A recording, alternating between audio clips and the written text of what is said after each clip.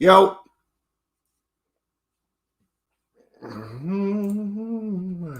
How are you all doing?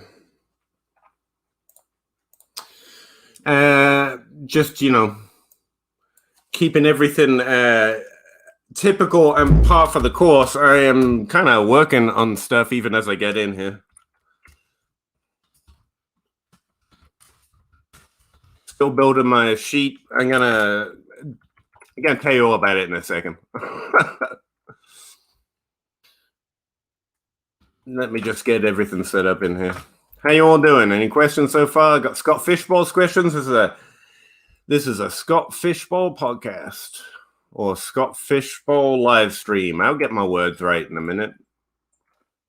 All right, really caught me just sitting here working, Imagine if a camera just turned on while you were working on something. How ready would you be?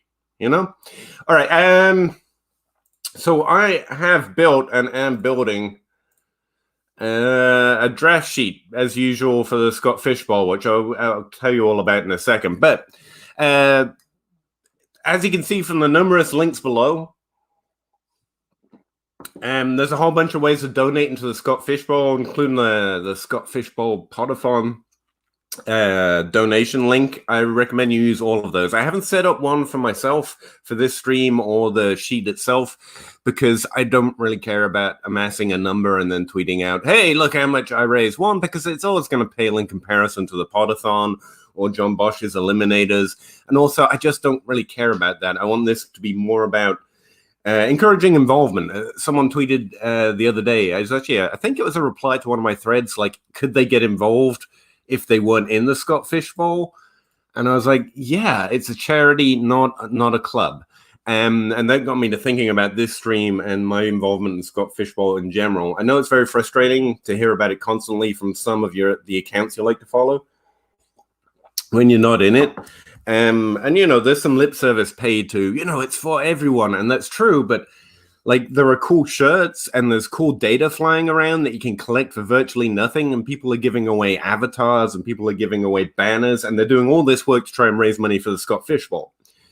And so my mindset went back to what would I have done if this was before this community and given the small amount that I have, which is, a follower number and still broke, by the way. And so I'm very much in the mindset of someone who's broke and can't really donate a lot to charity or for nothing. And unfortunately, I know what that's like. And I was like, well, the first thing that struck me is that Addison Hayes, the link's in the description to FF Threads, that's Addison Hayes link for buying stuff or donating stuff for DLF shirts, but also for the Scott Fishbowl. He's given away a database, and it got me thinking about when I started in this, whatever the hell this is at this point. I was stealing any data that I could find, especially cheap, or free, that I could put in a spreadsheet, collect, and start doing stuff for myself because I just wanted to get, and still do, just want to get better at fantasy. And Addison Hayes started about 2 years in. Addison Hayes started a website called FS Statistics where you could download his databases, basically, from running back, wide receiver, quarterback, and positional databases. And so I did all of that, and I combined it into one. And it's the first real instance I got a huge back to 2000 database of NFL stats, not 1 year at a time, not some stats in one sheet and some stats in another, but combining all of them together. And that's really where my NFL database that I've got for patrons starts. I have different sources now, but that's where I first got my huge chunk of data that I could use for fantasy. And he's giving a version of that away with Scott Fishbowl scoring for like $1. I literally bought it for $1. You can put in any donation link you want. And so if I was not where I was, I didn't have my own database now, I would have bought his database last year for $1 and his database this year for $1. And I'm getting a yearly database update because it's not just Scott and Scott Fishbowl's. It's got all the scoring and all the stats in it. So it's got PPR and standard and half-point PPR. And so it's an NFL database with Scott Fishbowl scoring thrown in. And I was using it to build this sheet as I did last year, and I'm doing it to build this sheet this year as well. And I'm going to add some things on stream today so you can see what I've done, and it can work as kind of an instructional for anyone who gets a hold of it and wants to know what any of the stuff in it means, if it's in any way unclear. Is this where I find free Twinkies and Little Debbie cakes? Yes, it is. That's exactly what I'm giving away. Thanks, J. Mike Check. Appreciate it. Fake name, but okay. So where was I? Yeah. And that's literally the backbone of what I'm building this, but you can also convert it very easily over to PPR or standard or whatever your league's setting is. And then you've got a database and some sheet that does some things for you for very little. And so that's where my mindset went. And so I want to this is a Scott Fishbowl sheet. This is a draft sheet with the data attached, and I'm going to use Scott Fishbowl ADP, but you could also get a hold of free ADP from FF Calculator, gives out free ADP, and rework it into something that's good for the rest of your streams. And that's probably what I would be doing right now if I wasn't lucky enough to be as involved in this community as I am. So I'm working on Scott Fishbowl stuff. So yeah, that's what this stream is. That's what this sheet is. I'm going to give you all a link for when I get it ready. If anyone just wants to donate straight to a charity of your choice, a Scott Fishbowl charity, send me a DM or comment, let me know, show me that you've done that. I'll just send you a direct link to it on stream or anytime after this. But after this stream, the sheet itself that I'm working on will be freely available through the FF Threads link hosted by or created by or whatever. I get it from Addison Hayes at DLF. So yeah, that's what we're doing. I don't know if you're in it, but I'm in the Nirvana division, so that's my songs of choice for today. I've just got a nice shuffle playlist going, which should make my stream quality extra specially crap, which will be fun. But yeah, I got a lot of go-to topics for today, so we should be able to keep talking. And if anyone has any questions other than where to get the free Twinkies and Little Debbie cakes, thanks, J-Mike, let me know. So let me zoom in here a little bit. So my basic draft sheet, the thing that I use to track my drafts with, just looks like this. And I input because I know, wouldn't this be easier if it was an app? Yeah, it would. Go find a genius coder or someone that has skills. Me, I just use Excel. So I type in the names or copy and paste the names from the ADP sheet. And it tracks it for me. It tracks me what positional rank they were drafted at, and what overall rank, and it shows me any positional values that have been achieved based on ADP. So right now I just have the first few picks in ADP plugged in. So if I go grab some extra names and put them randomly in the second round, for example, it shows me they were all being overdrafted, and this is how much pick value they were being overdrafted by. Austin Eckler, if he was taken 7th pick overall, or the 18th pick overall, would have been 7 picks before he is in ADP and 1 positional pick above ADP.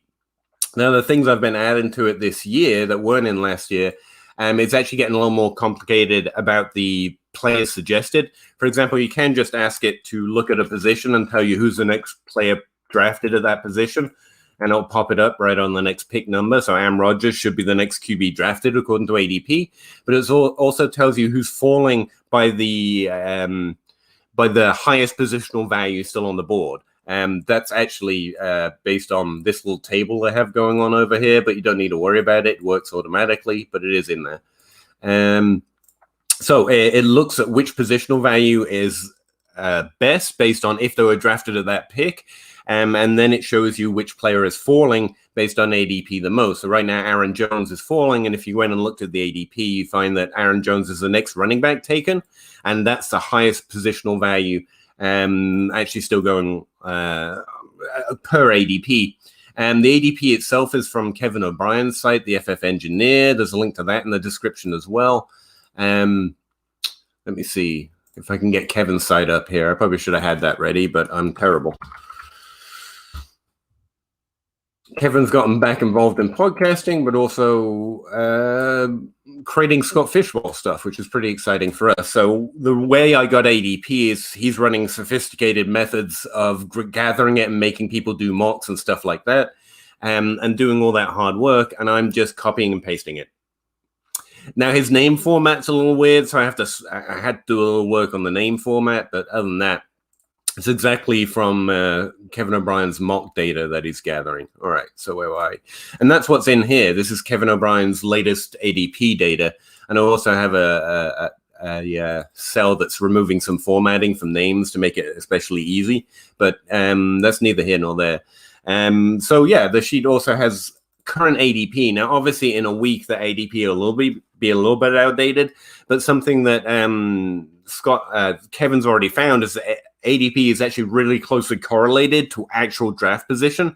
It's got like a 92 to 95% R squared score, which means it's actually pretty reliable based on Scott Fishbowl mocks. You came back for J Mike and his lawnmower. Me too. This is all I've got of J Mike. This is all he had to offer. You're welcome to see it again.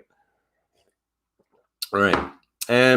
Now, my favorite part about this sheet is this yellow formatting, because I freaking hate conditional formatting formulas because they're difficult.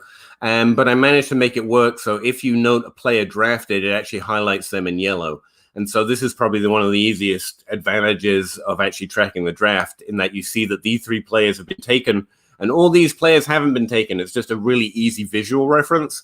And so I can see that Aaron Rodgers was meant to be the next pick. Also, like I said, with these 2 sheets, it shows you who's the next ADP pick. So who's the next player that hasn't been taken according to ADP. That's still on the board. This is that positional falling value column I had. And if you're just looking for a tight end, you can also just in this yellow cell. If a cell is yellow, it's because it can be modified. You can just ask it to find who's the highest ranking tight end based on ADP that hasn't yet been selected.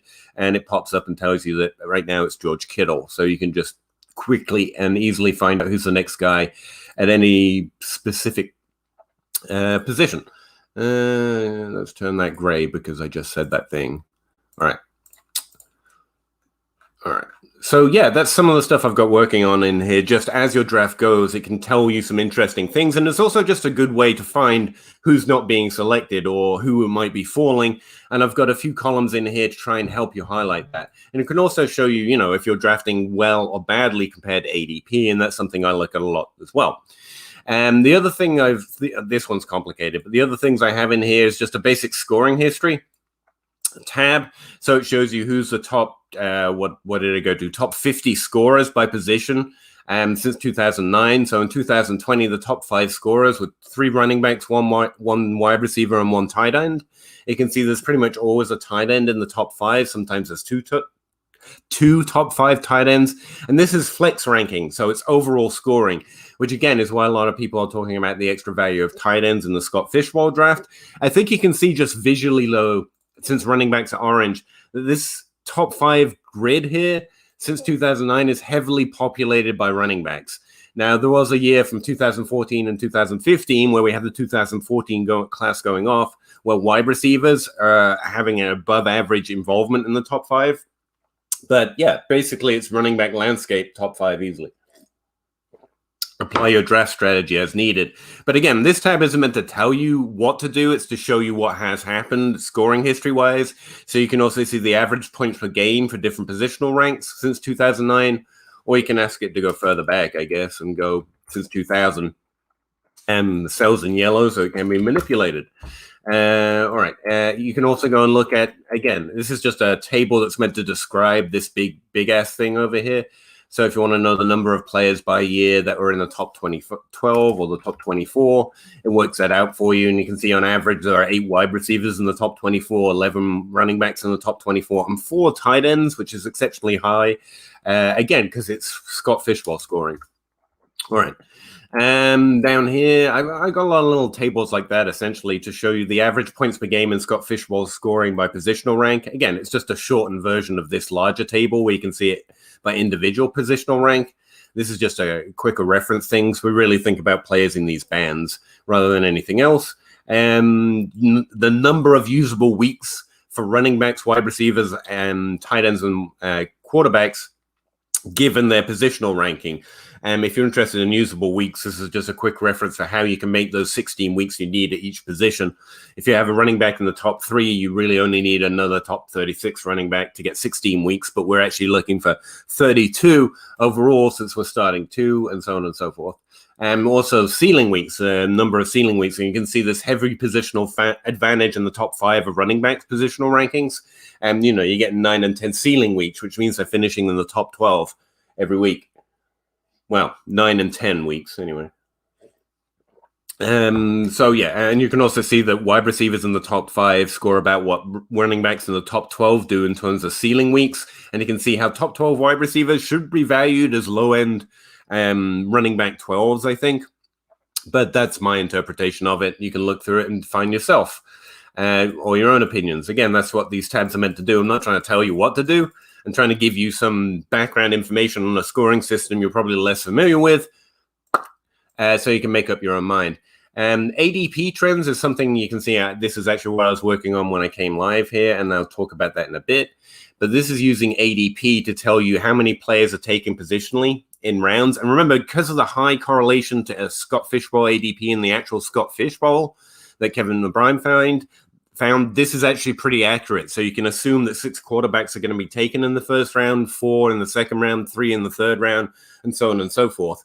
You can also see that there are 22 running backs taken before the first 20 wide receivers based on the overall draft trend. This is telling you the percentage of players taking in each draft round. And again, I have this pretty well written out, percentage of position drafted in each round. So that shouldn't be too confusing when you see it for the first time. And this is overall the positional draft, the percentage of picks that are being represented by each position by round. So you can see, you know, where there might be actual values going. For example, in the 3rd and 4th round, you pretty much should lock in drafting a wide receiver, in my opinion, because there's just way too few of them being taken by the time you get there, especially because of the 3rd round reversal. But again, that's where my strategy is going. And you can ask me about that or make up your own mind, which is why I'm creating this. What I'm doing over here is trying to show you the difference between ADP and the actual draft. So over here, it's going to do the same thing, but for your draft. Whereas these tables and columns are all based on ADP. So what I need to be able to do is divide it by total players. And that's what I was doing just when I came on. So just let me finish that up a second. Let's see.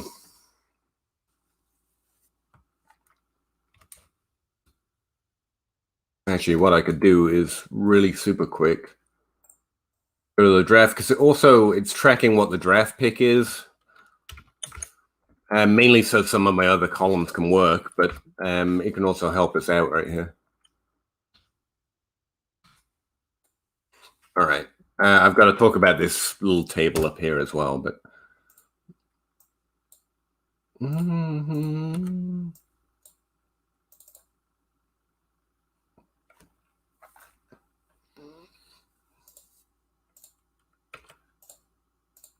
Yeah, and so this will show you the difference between how players are being drafted in your actual draft, the one that you're tracking, and what's going on in ADP. So you can see differences and similarities if you really wanted to dig into it and find examples. I've also got a tab that contrasts PPR scoring, something you're familiar with Scott Fishbowl scoring. So these tables are all based on PPR scoring, the ones we're familiar with. And this is Scott Fishbowl scoring. You've got average points per game. You've got average target share for different positions at different ranks, and then you've got average rushing attempts. So one thing that you can see here is that where's running backs? Yeah, running backs tend to average a slightly smaller target share in the top 5 and even in the top 12. It's not overly significant. Like top 12 running backs in Scott Fishbowl scoring average a 12% target share. Those in PPR scoring, it's 10% average target share. And so you can just see some ways that the Scott Fishbowl scoring changes positional ranks. Essentially, rushing has such higher value that more running backs with higher rushing totals and lower target totals have more relevance than the Scott Fishbowl. Those grinders are actually scoring more points on a weekly basis and therefore have more value. It also kind of boosts the running back 2 scoring or the RB2 on an NFL team, in my opinion. I also have this VORP thing running. I don't know how many people pay attention to VORP. I use it for a few different things. You can actually set the level of what is a replacement value. So I'll turn them yellow. Because if you change these columns, it changes the calculations. So if you want to say replacement value for quarterback is actually 32, it changes the calculation. I have it set to 24 because that's a starter number. for a 12-team league.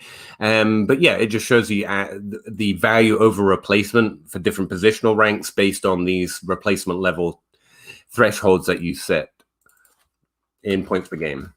All right. And then you've got the database that Addison's actually putting out. And again, this would be a great starter database. It's got receiving stats, passing stats, fantasy stats, and weekly summaries, which is actually not something you get in every NFL database in terms of the number of weeks they finish in the top 5, the top 12, the top 15, 25. It is obviously it has Scott Fishbowl scoring in here, as you can see, right? This is where I'm pulling it from. This is actually what's powering all those other sheets, by the way. So Scott Fishbowl rank and Scott Fishbowl scoring, but it's also got standard and half point and all the other scoring systems as well. So you don't have to just use it for the Scott Fishbowl. And again, Addison's just giving that away for even just $1 donation in the links below.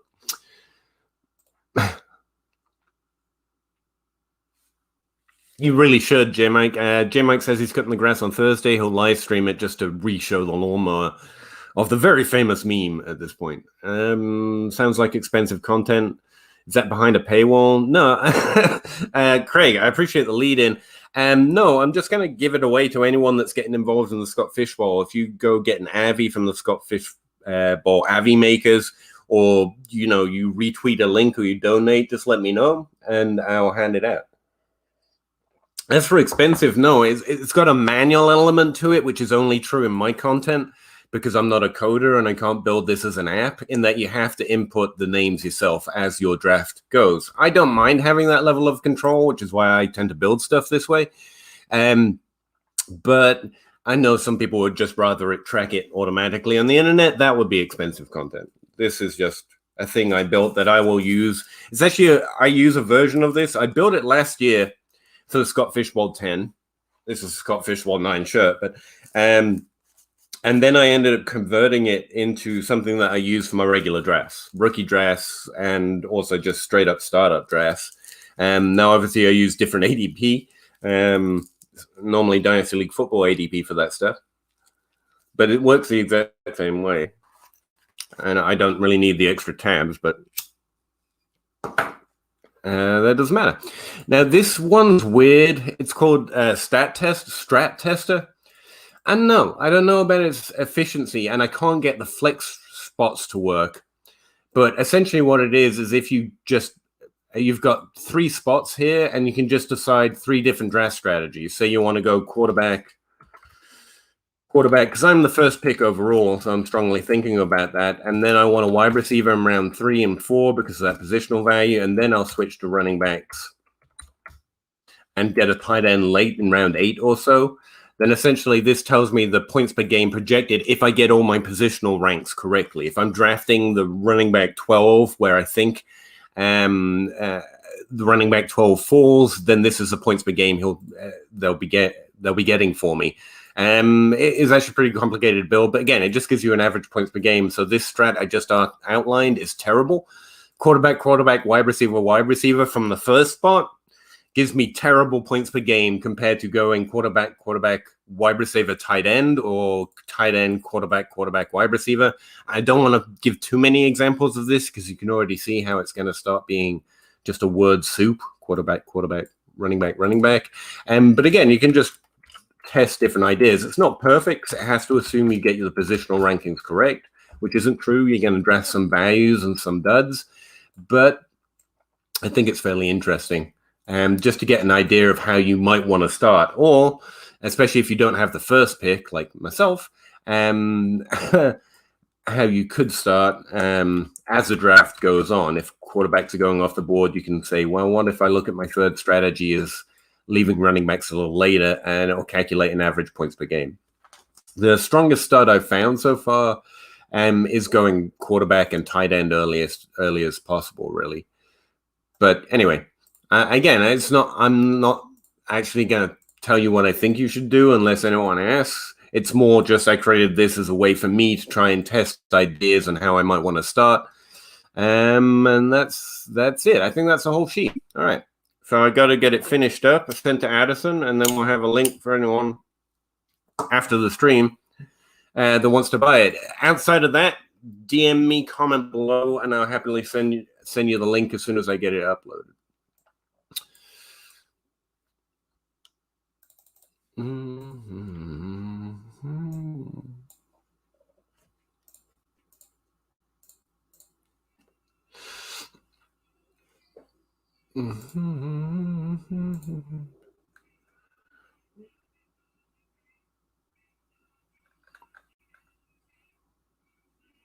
getting lost in stuff here.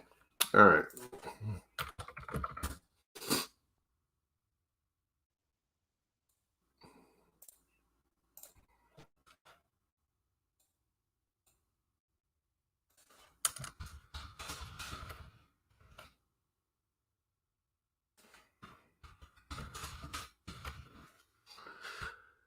But I also included a link, by the way, to Tan's research on kicker scoring, so I don't really have that. Essentially, he thinks it's possibly even better to stream kickers in the Scott Fishbowl than anything else.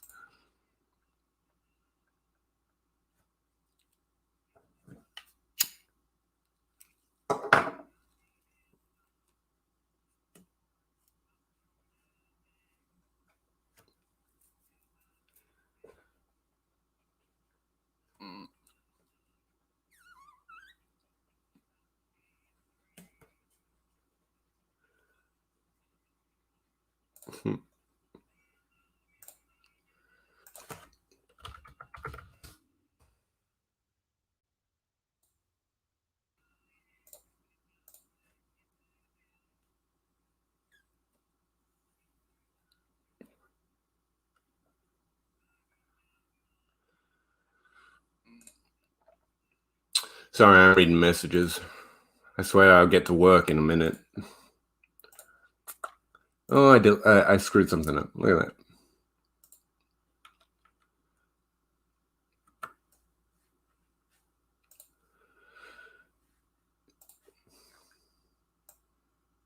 Oh, right. There's no players taken. That's why. So it's got to have an error formula.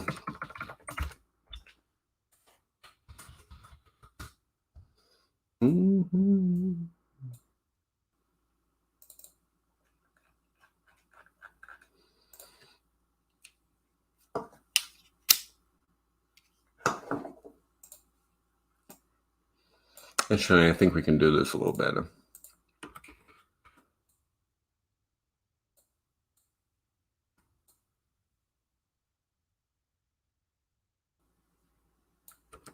Yeah, we can do this better. We can put in a draft round thing.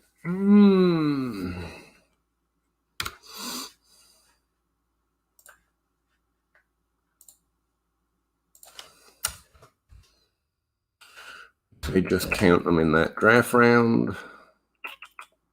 Why do you have that in there, though? Oh, that's...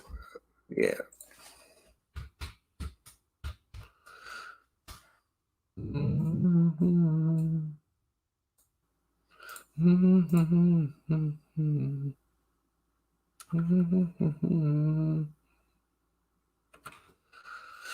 Okay, let's test some stuff.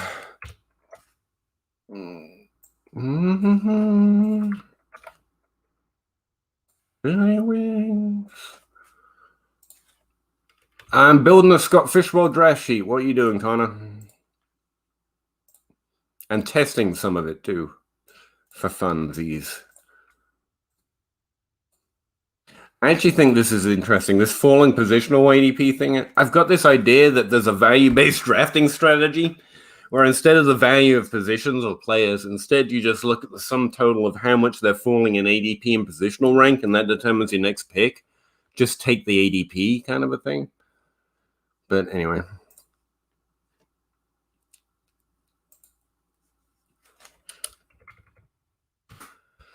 Incomplete version of it at best. Yeah.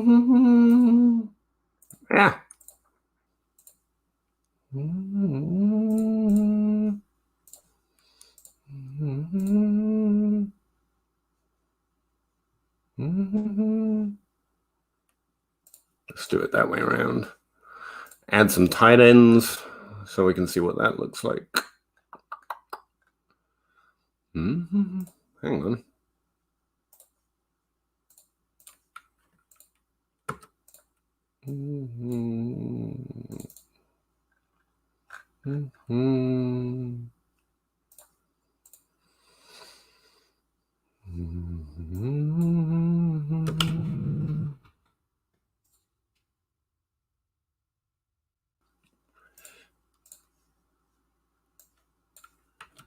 Dirty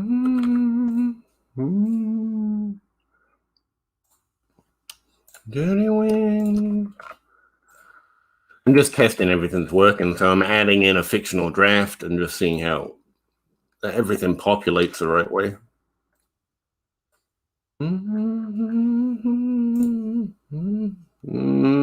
It's not.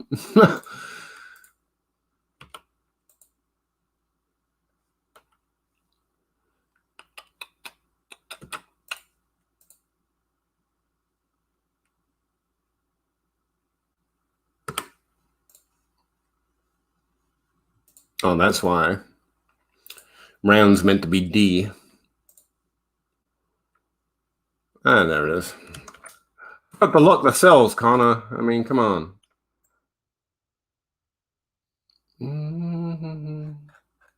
There we go.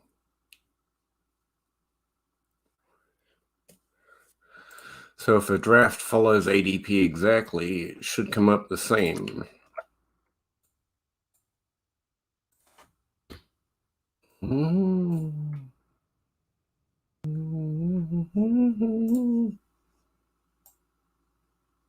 Yep. Essentially. All right, the other thing I've got in here so you can quick reference some of this stuff is this little table up here. Can you see that? This tracks the percentage of players at each position taken based on your current draft pick, based on how many you've entered. So normally 26% of players have been quarterbacks, and what the actual draft is doing. Now, where I'm just putting in ADP, it's exactly the same. But a little under because we haven't finished out round 8 yet. So that also tells you that wide receivers are left on the board. Let's check that. Yep.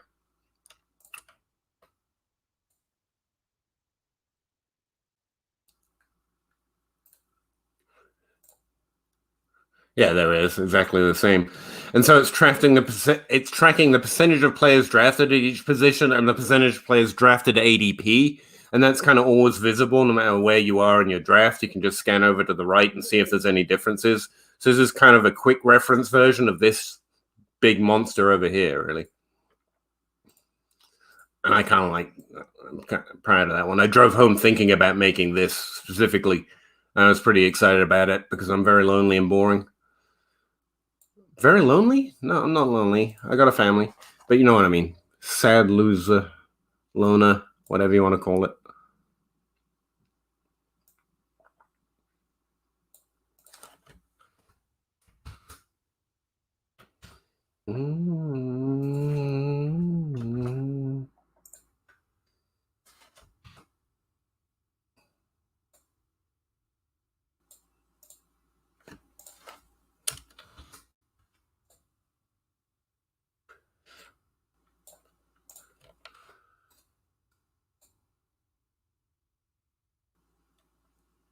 Working.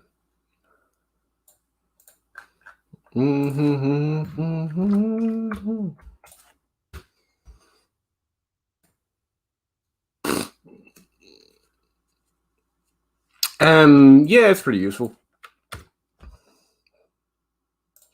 The ADP, by the way, just in case anyone missed it from earlier, because I had like 17 people at one point, and now I have 3. It's from Kevin's FF Engineer site, and you can find it through his Twitter at Kevin O'Brien at this point, isn't it? Or the FF Engineer? Yeah, FF Engineering Pod or Kevin O'Brien FF. And it's right there in his little link section. This is Tan Ho's research. He just posted it in our little nerd chat. So I thought I'd link it in the description below. He essentially thinks you should just stream kicker. There's no real way. He believes of predicting who's going to be a good positional scorer, but you got to see how your draft goes. Draft a kicker late is probably going to work in best.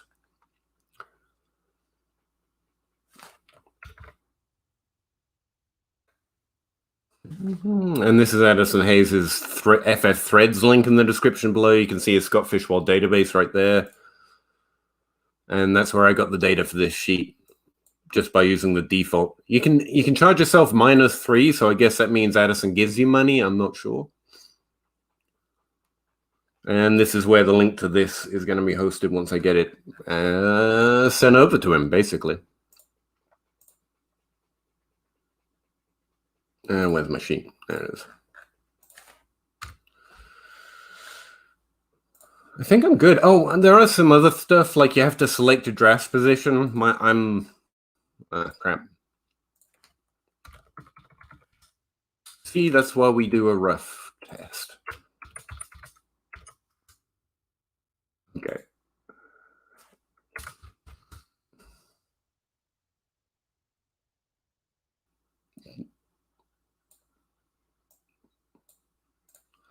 I don't want it spitting out error formulas to concern anyone. So, what the hell is this song, dude? There we go. All right. Where was I? Oh yeah. You have to select your draft position in this green spot, which I'll turn yellow just because I said all yellow spots can be changed.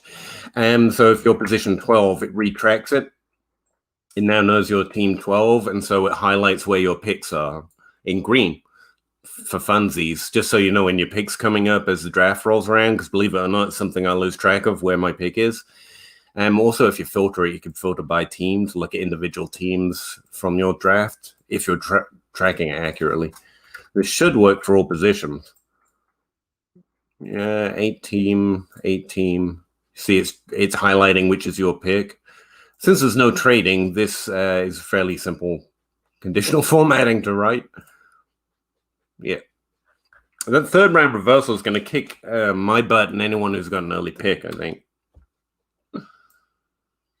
Because my draft spot is 1, which means I get to take Patrick Mahomes, I guess. Then decide if I want to take a tight end or a running back. I think that's going to be the average strategy. And then I have to wait a really long time before I get another pick because of the reversal. Sucks. I want to do some mocks. I haven't done a lot of mocks yet, so we'll do that as well. Yeah, see, it's saying Patrick Mahomes should be the first pick based on positional value according to the ADP, and Travis Kelce is an option if you're looking at tight end with a pick 1. Apparently, McCaffrey's still going first overall. I think there's 2 or 3 guys that could be that first running back pick.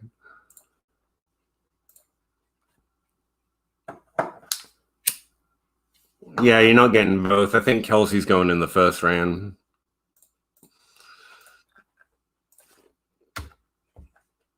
I don't think Patrick Mahomes and Kelsey are going to be stacked a lot in the Scott Fish Bowl. But let's see. We could create a stack tab, but yeah, Patrick Mahomes and Kelsey both have first round ADPs. Kelsey would have to fall quite a bit to be able to stack him. You could stack Tyreek Hill, Patrick Mahomes. I had that option last year, and instead I stacked Patrick Mahomes and Clyde Edwards-Helaire, which is again possible this year. Because Edwards-Helaire is going in the 4th round. He's going at pick 39, which is after my next 2 picks. So I could easily stack Clyde Edwards-Helaire again with Patrick Mahomes. I mean, do we want to build a stack thing? It's just you and me, Connor, right now, so let's figure out how we build stacks.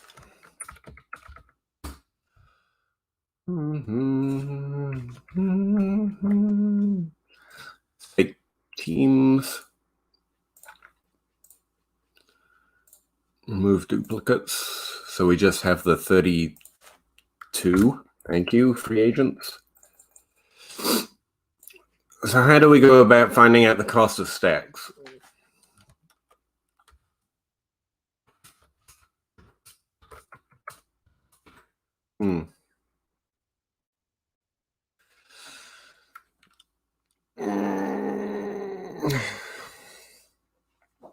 Have to find the draft round, right?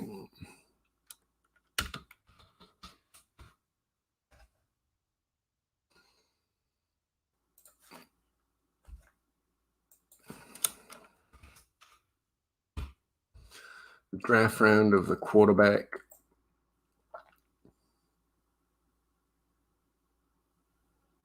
We need a helper column for that.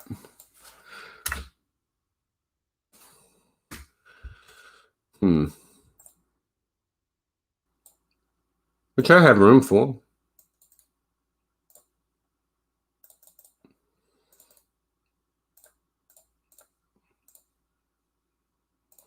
I want to get to some mocks, but this is interesting. Stack helper.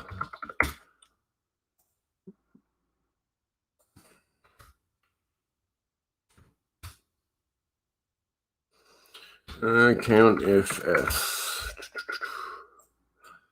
I want to look at the positional rank for the team. So that's E.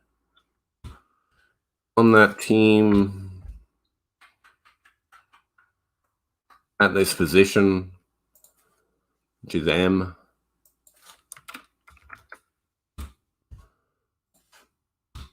And then it has to be the lowest ADP, so rank will do. Less than or equal to this. Better than you. Okay, so team, position, and position rank. KC QB1. Yeah, there you go.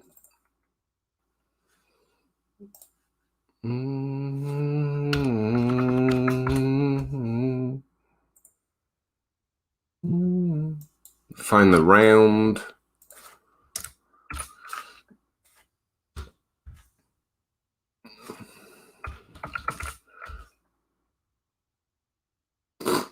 Pardon me. P.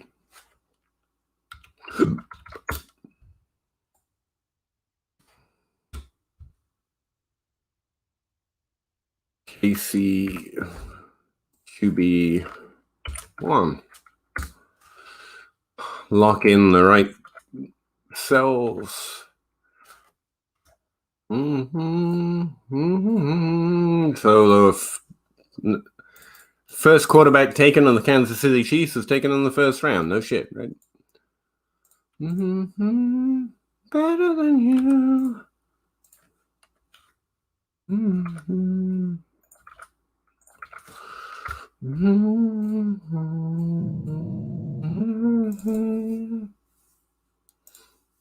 Oh, there is no tight end one. Okay.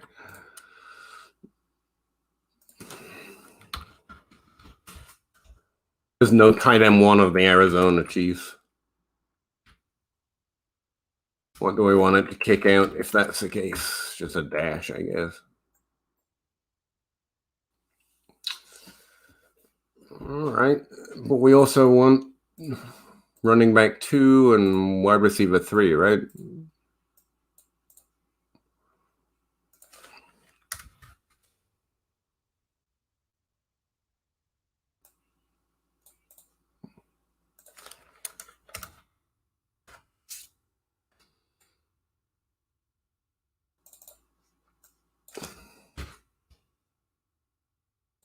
What's the error on this?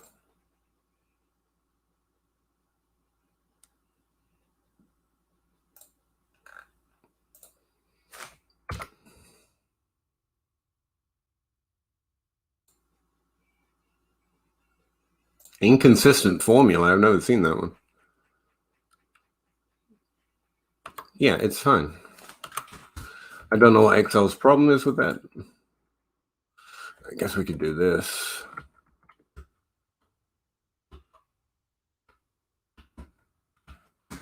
Then it would like it more.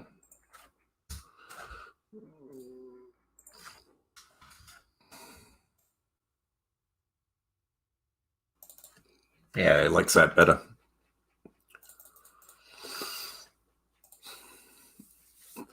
So what's the cost of the optimum stack or the 1 stack?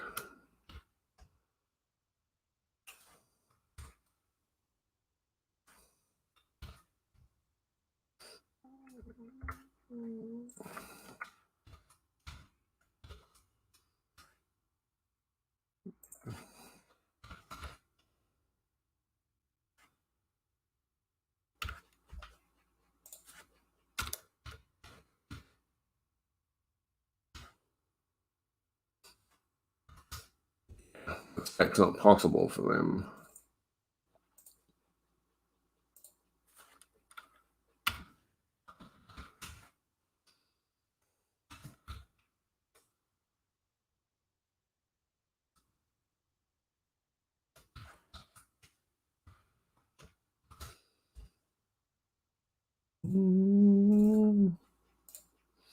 If the tight end's not drafted, that's just basically a free stack, apparently. QB and wide receiver 1.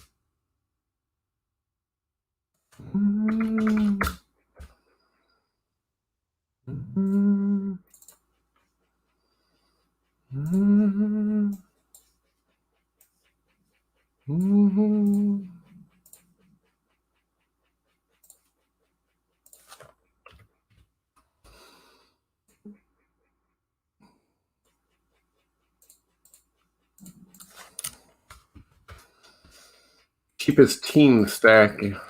The New York Jets, Houston, Jacksonville, New England Patriots. You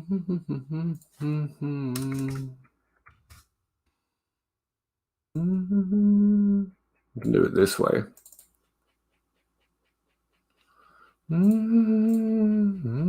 Most expensive team stack. Kansas City Chiefs, obviously. It's basically impossible.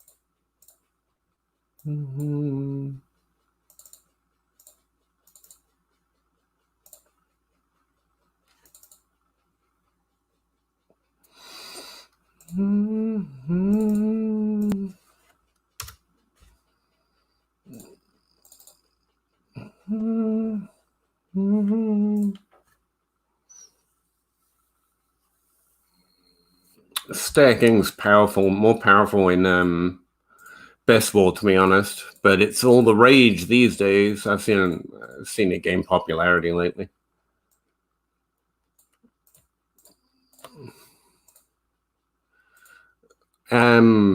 Underrated stack is quarterback, running back, especially in the Scott Fish role. That's why I went that way with Clyde Edwards-Helaire last year, which kind of let me down a little bit.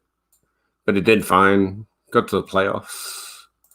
And then actually Patrick Mahomes let me down, not Clyde Edwards-Helaire. Yeah, both. Also Kyler Murray, but...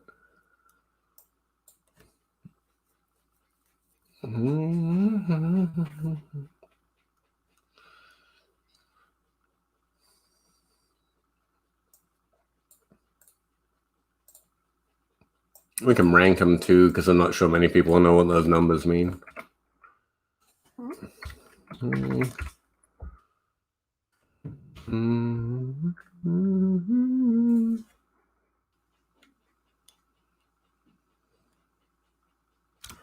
I forget what's the order thing.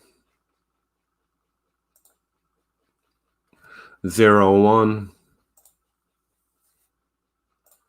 Okay. I don't use the rank formula much. I mostly use CountFS.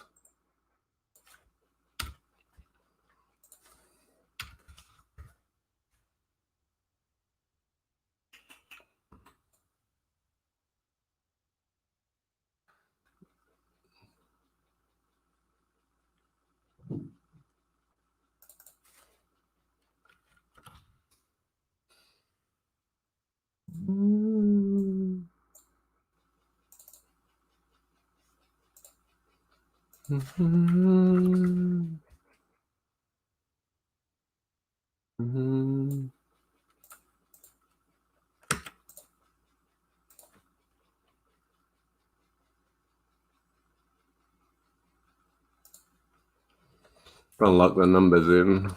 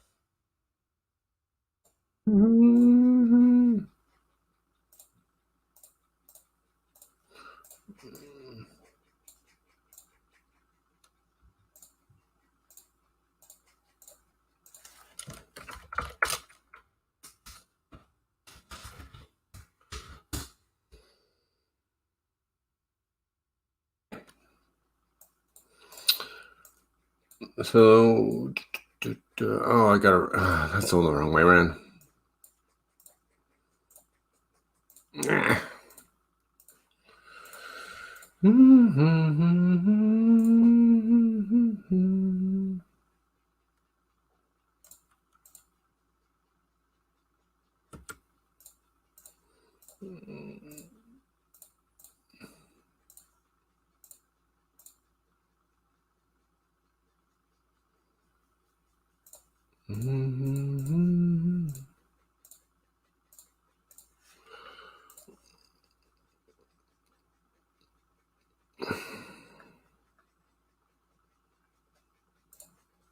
There we go.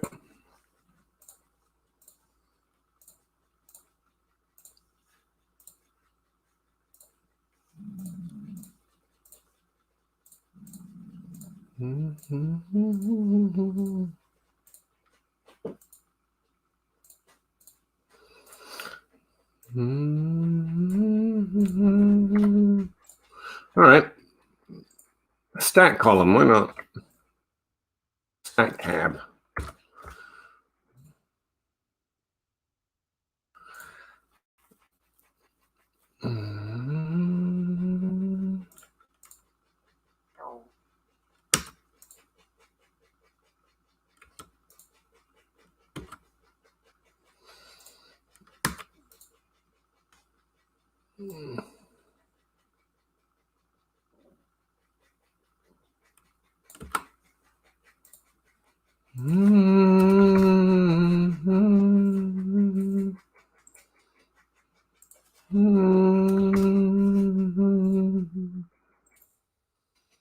Hello, hello, hello.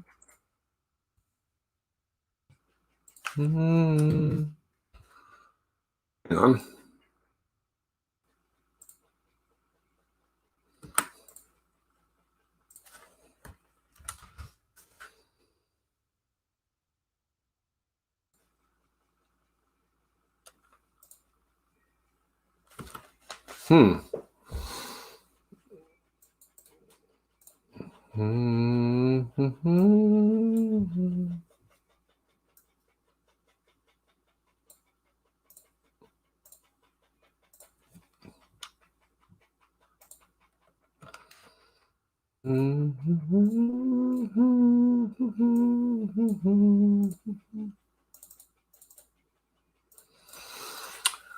Sorry, Joannis, I don't mean not to be talking. I know you told me off for that last time. I'm just trying to figure out the cost of stacks. Having a little problem with the ranking of it.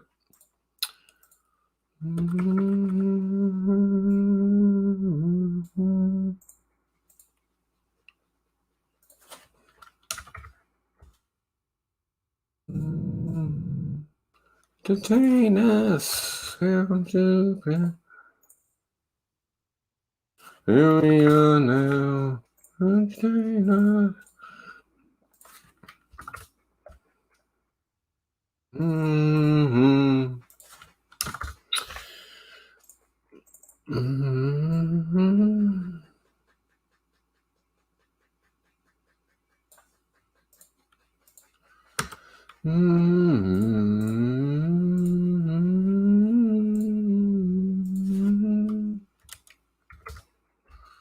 You see, what's going on here? Arizona is an expensive stack across the board, except for quarterback and wide receiver 1, apparently.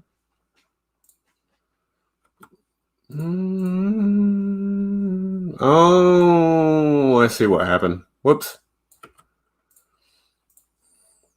The formula's moved on me. Quarterback. This is a quarterback and tight end stack.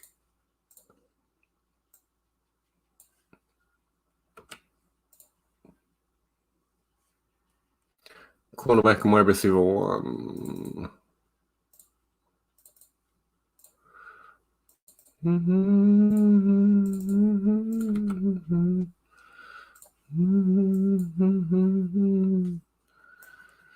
Quarterback and wide receiver 2 stack. Man, stacks are boring. Live on the edge. That's what I like to say.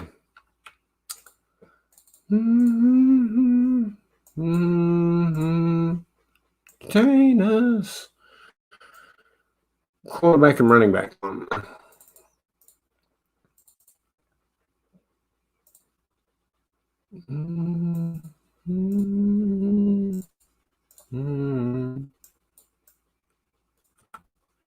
Team stack.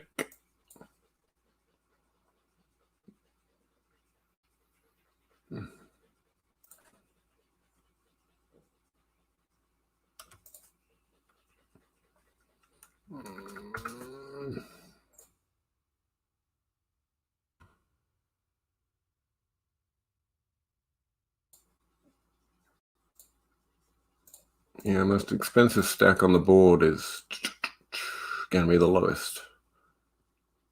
Yeah.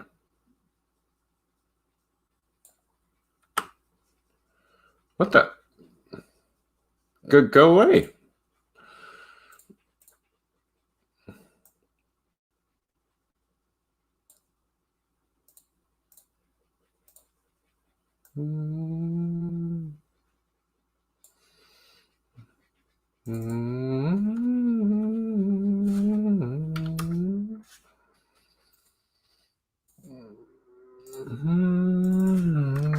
Having a little problem inverting numbers in my head. Sorry.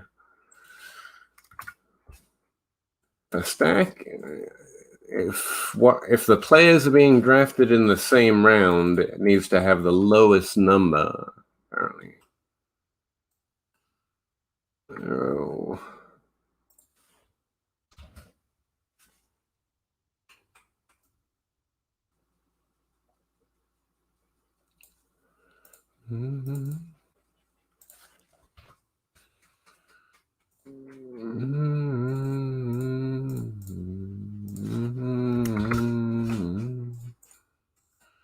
This will work. No.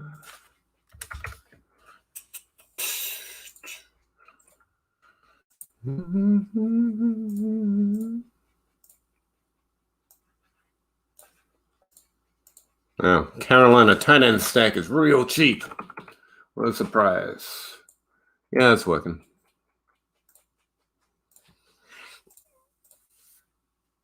New York Jets are the easiest team stack, followed by Houston, interestingly, because of that quarterback problem.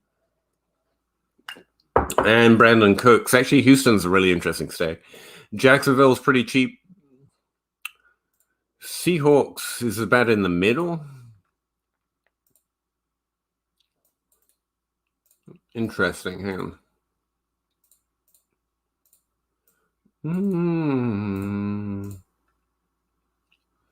So, Seahawks.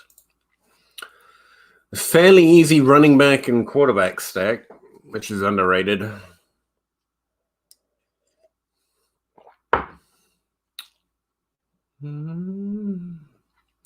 Tell you what,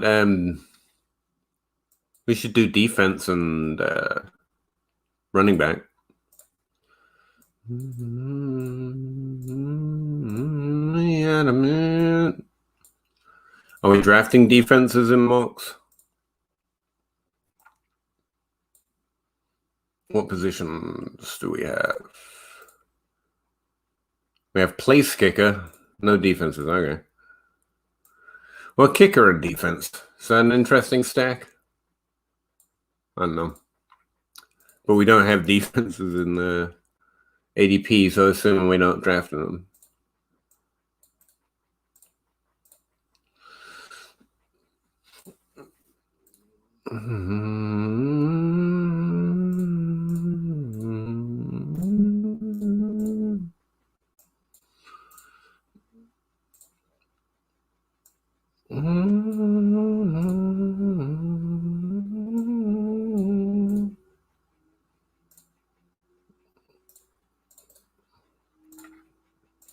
Color coding. It's important to me.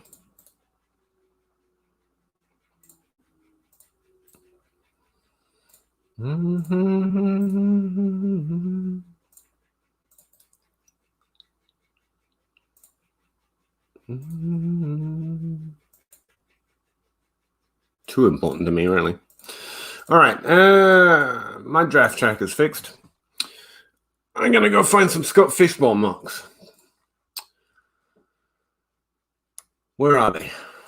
Where do we mock the Scott Fishbowl these days? I know. It's a football workshop, right?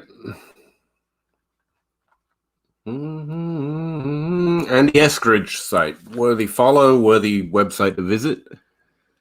Where is it? There it is.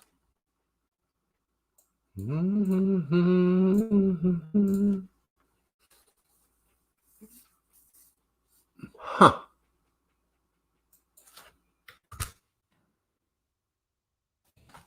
An old link. Mocks.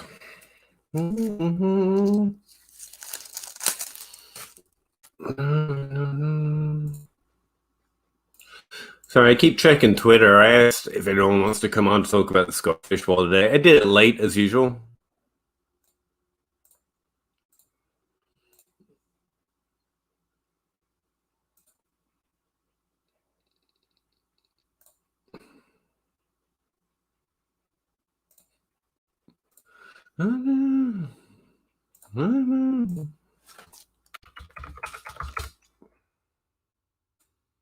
All right, mocks. Do we get to choose Scott Fishbowl? Yeah, Scott Fishbowl 11 mocks. Look at that. And I'm drafting out the first slot, so we may as well start from there.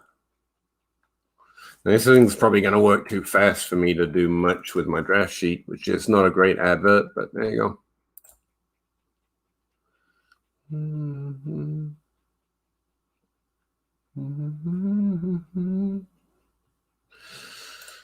Let's take Patrick Mahomes.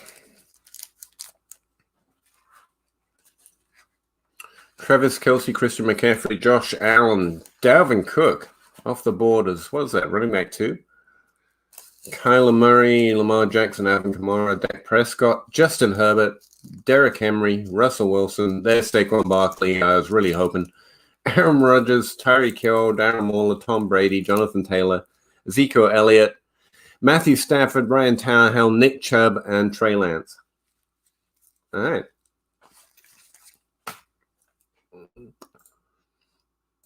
Why not? I'll test. Here we go.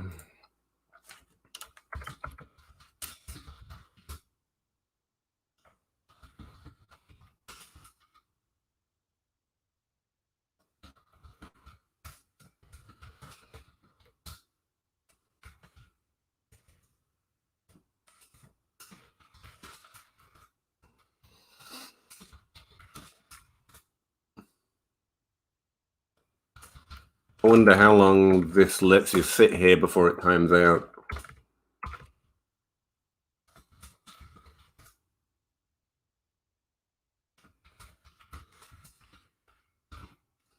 Having Kamara seems a little bit of a reach in the Scott Fishbowl.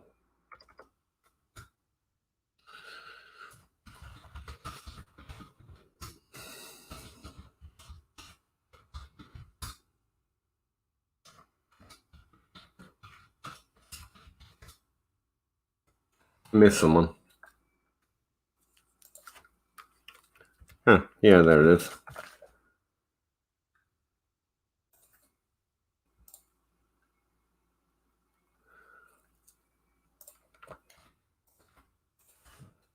Travis Kelce went second overall.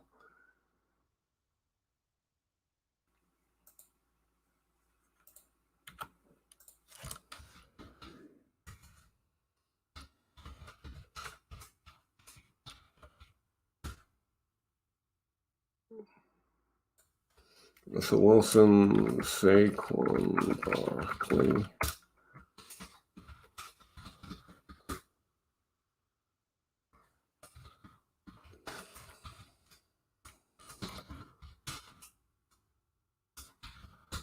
Aaron Waller. Last year, we're all trying to draft Drew Brees at a value, and I got saved from that by someone else doing it. I think Tom Brady's a similar reach this year. Completion percentage means a lot at quarterback.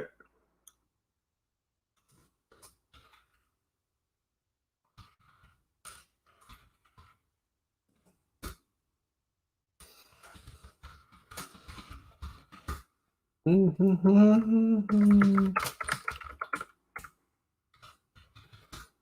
always misspell Ryan Tannehill, you know? I want to put that R in there. All right.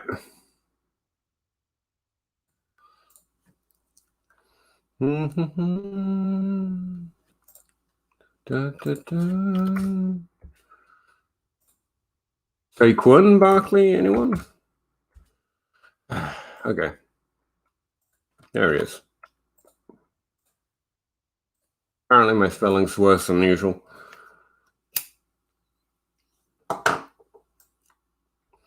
George Kittle, Joe Burrow, it's suggesting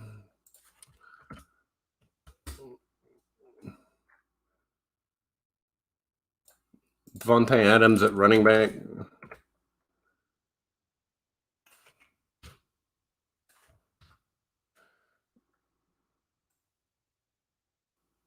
Trey Lance, really early. Aaron Jones at running back. That's my strat tester.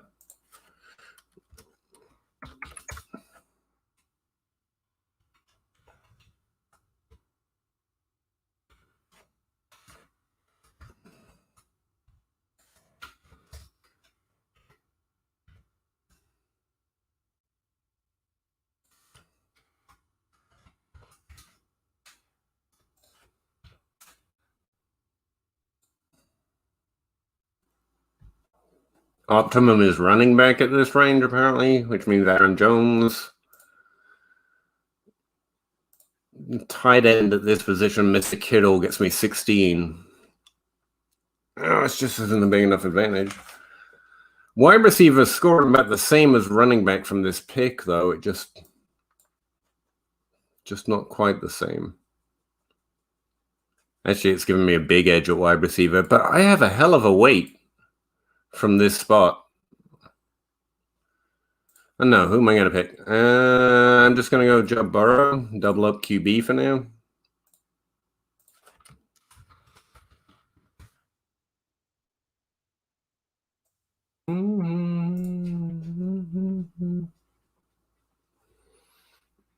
They went George Kittle. Yeah, I was thinking about it.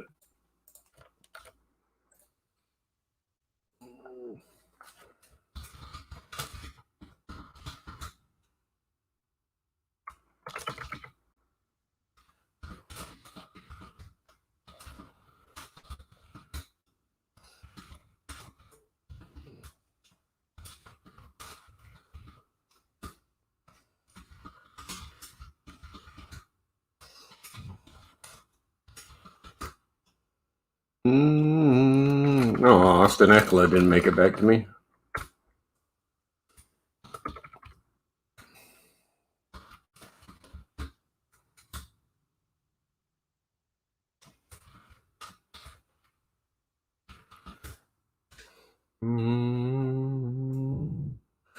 Now I have a double pick, apparently. Cam Akers is falling, and then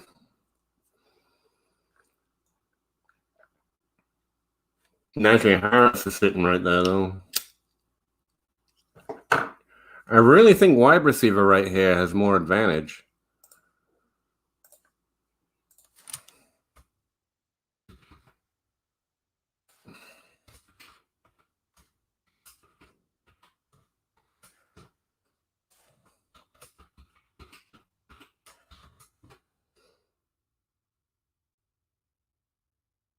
Yeah, wide receiver wins it.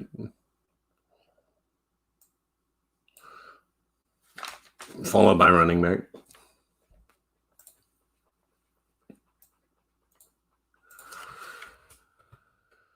That would be Calvin Ridley right now. But Najee Harris just kind of sitting there, you know? AJ Brown. Or Tua.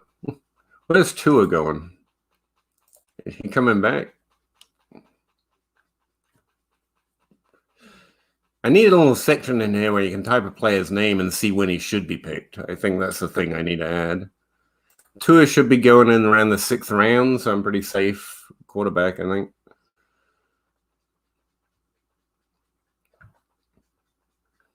Yeah, I'm going to take Calvin. Take Calvin Ridley, and then I'm going to go running back. Wide receiver such an advantage right here. Who's going to running back next? By the time it gets back to me at pick, whoa, that's a weight 60 and 61. God, the first pick sucks. Yeah, you're looking at real deep running backs. I think I'm just going to take Najee here. Yeah.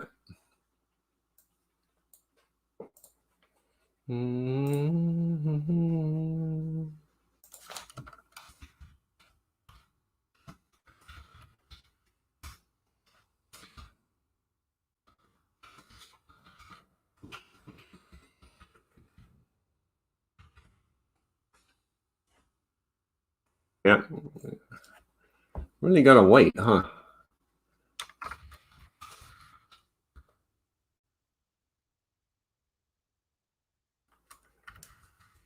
Cam Akers went next.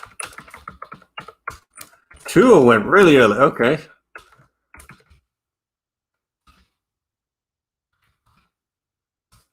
My ADP is wrong there.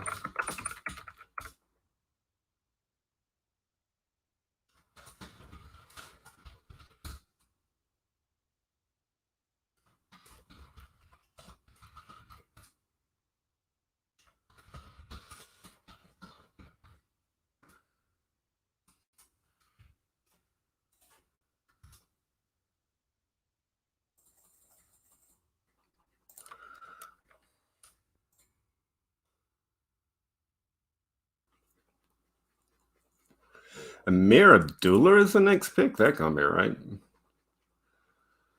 Amir Abdullah gone in the 3rd round. Did I copy the wrong ADP or what? What?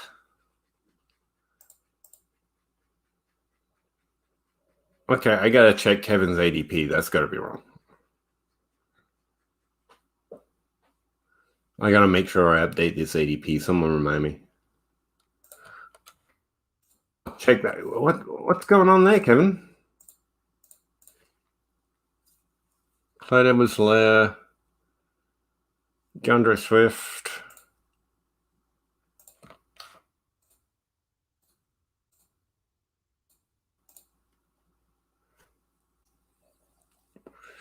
AJ Brown.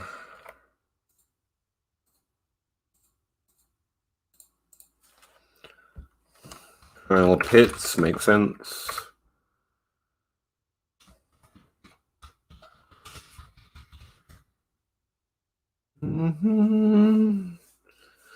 Yeah, I think I have last year's ADP in here.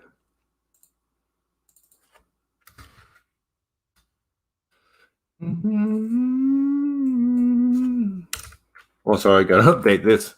Just found something else that's wrong. Memories. Neat.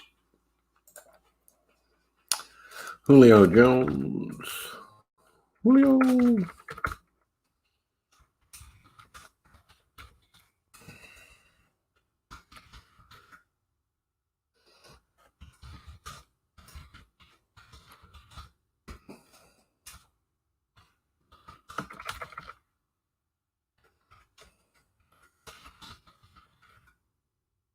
DJ Hawkinson, DK Metcalf. I'm figuring if I can type names in here and it works, and it should work for everyone.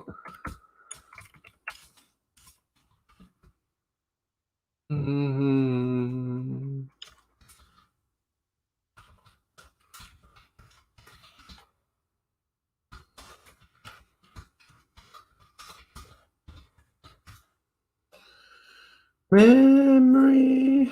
Why the hell is Amir Abdullah in here? Screwing everything up. Oh, look at that. Miles Sanders fell to me, I think. Yeah, I'm just going to take that.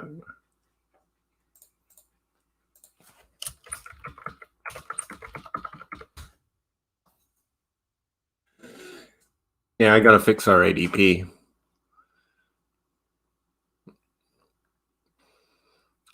So I got Patrick Mahomes, Joe Burrow, Calvin Ridley, Najee Harris, and Miles Sanders. I'd actually be really stoked by that. But what's What's wrong with this ADP? March 2021.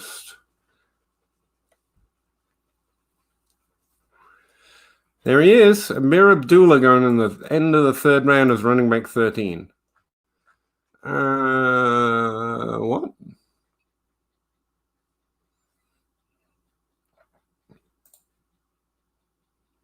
Kevin.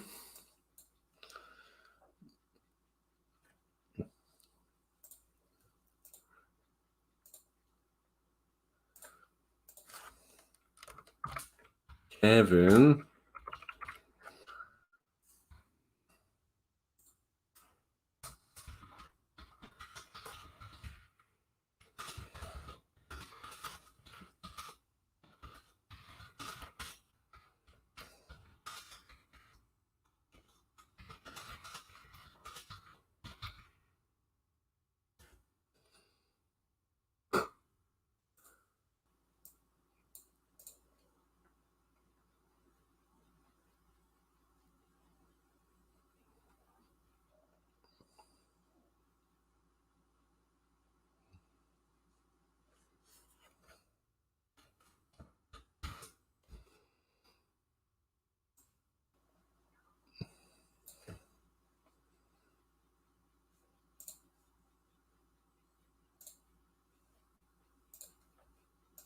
They're nerding out about something else, but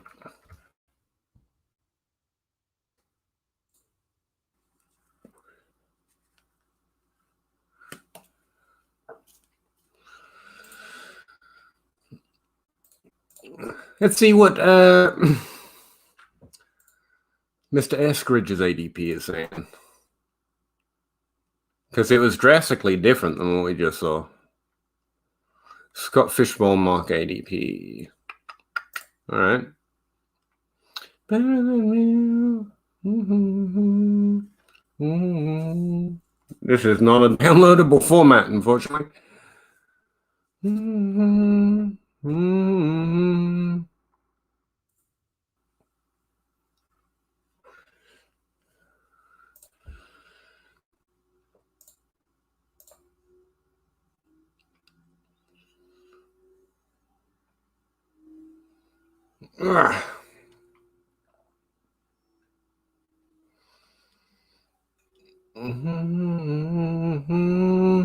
Because I gotta fix that. You can't. I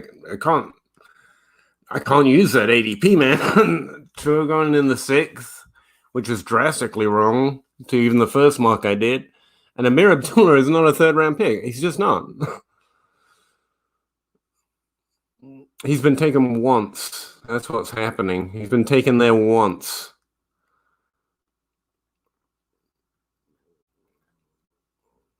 Oh, he must have been playing with it. All right. All right.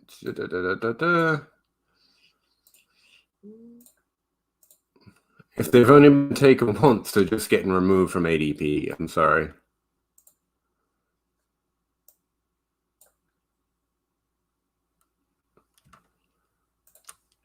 Just check I'm not deleting anything else there.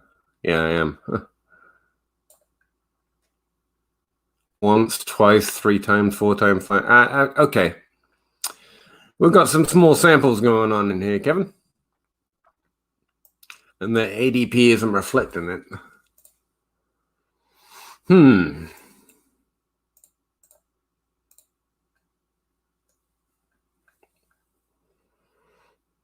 He's getting a rank of 33rd after being drafted once. Some joker. Some joker took Amir Abdullah in the 3rd round.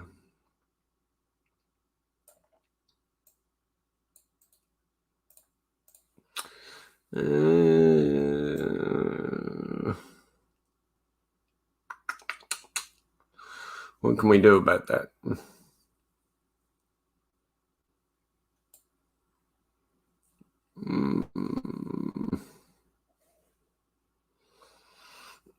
Kevin, get back to me, friend. I guess we could put some filters in here. What are these filters, though?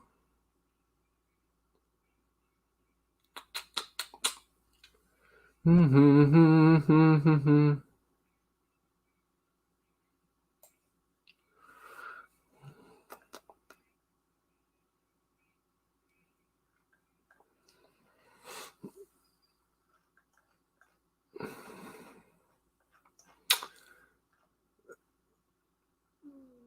right, we're just going to have to redo the ADP, I think.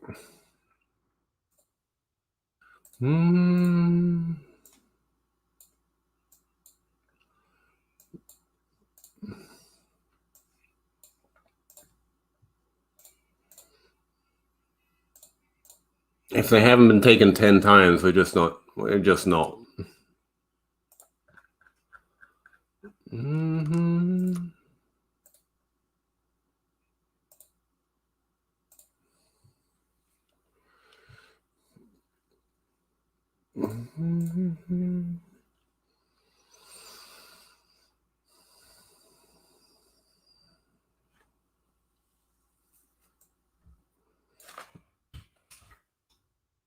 Oh, wait.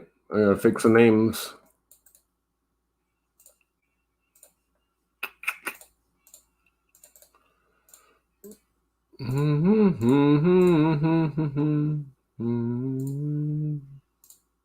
Nope. Text columns, where are you? Yeah.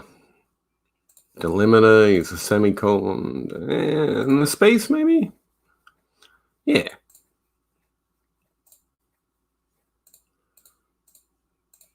Yeah.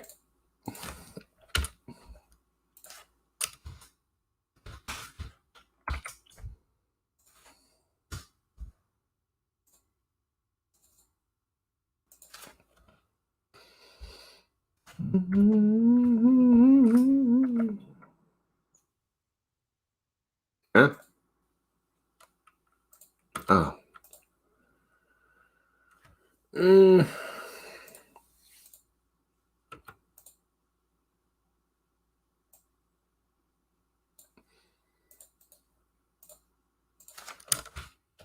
Spaces.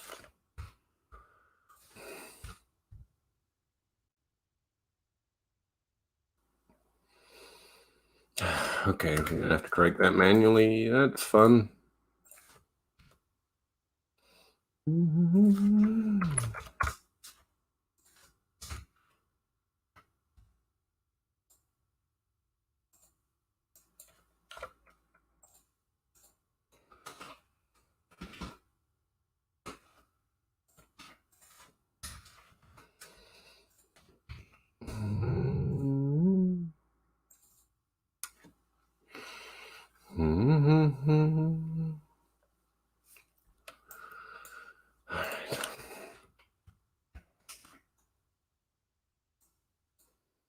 Before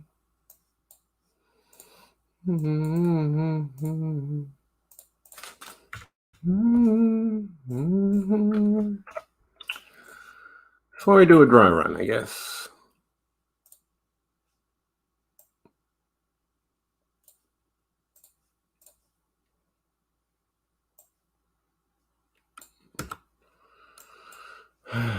We'll live.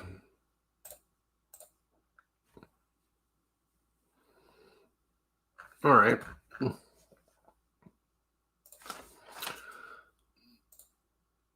We're just taking out everyone with an ADP who's been taken in less than 10 mocks. And then I updated the sheet so you don't have to worry about Mir Abdullahs of the world. All right. Want to try again? I do.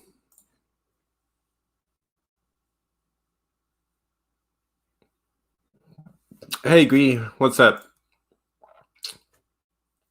This is where I take Corey Davis first 5 rounds? No. Especially not in the Scott Fishbowl, man. Appreciate the support for Corey Davis season mark 2, though. Gee, did I see Amir Abdullah as one of the top running backs? Yeah, apparently someone in one specific mock took Amir Abdullah, and that was skewing the data. But I fixed it, so we're all right. All right, let's try this again.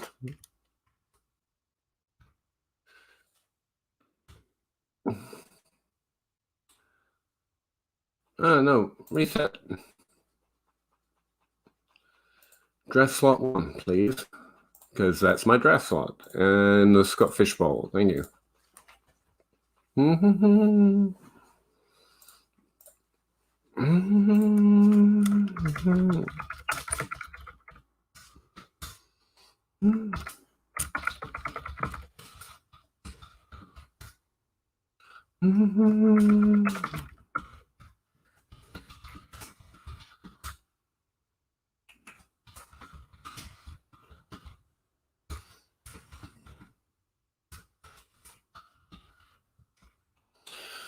Christian McCaffrey, Josh Allen, Travis Kelce, Kyler Murray, Lamar Jackson, Dak Prescott. It's fallen a little bit.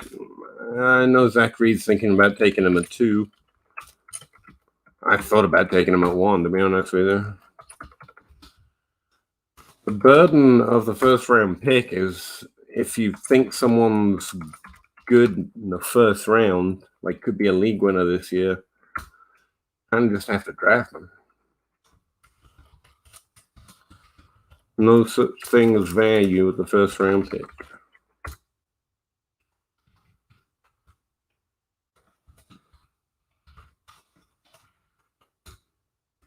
Dalvin Cook, Justin Herbert, Devonta Adams, it's an early one. Tyreek Hill, Russell Wilson, Saquon.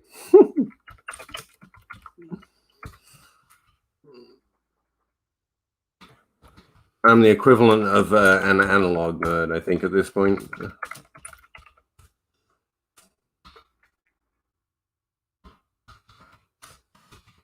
Ezekiel Elliott.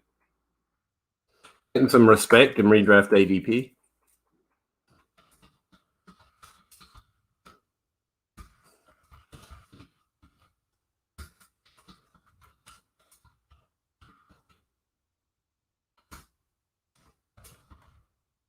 Trey Lance. Trey Lance is going really early.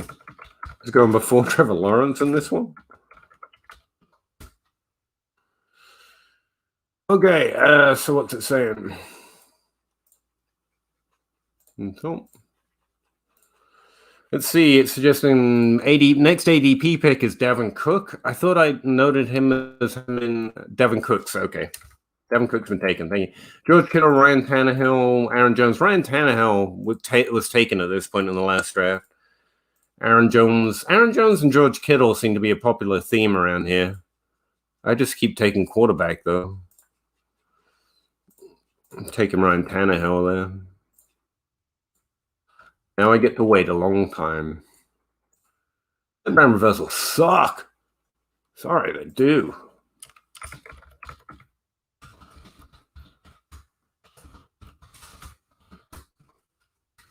Oh, Burrow falls into the third round. No, he's an interesting quarterback pick this year. They've taken so many rookies above him.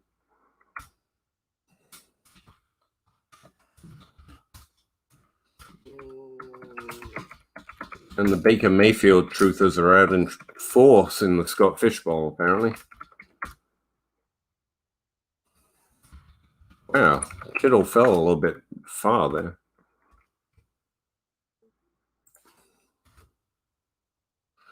George Kittle, Kirk Cousins, smart pick, to be honest. Yeah, Andre Hopkins. And me, and I get a double pick here. And Tua is sitting right here. Yeah, and he's a falling positional value here. Austin Eckler's fallen to me. Know how I know? Name isn't highlighted. It's very complicated stuff, this. You can see that Austin Eckler hasn't been taken. Also, Cam Akers. Cam Akers and George Kittle just keep falling to me, and I'm not taking them so far. Najee Harris is available at this pick like he was last time. I think Austin Eckler, Najee Harris stack sounds pretty cool. Gonna take Harris for the lows. Are you gonna tell me Eckler was taken? No, he wasn't. He's right there. I really think a wide receiver in this range is a pretty good idea, but let's try it. Let's double stack running back and see what happens.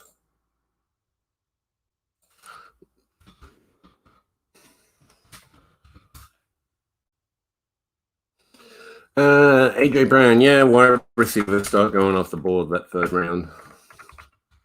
It's a high pick from Julio Jones. I like it. Justin Jefferson getting some disrespect too.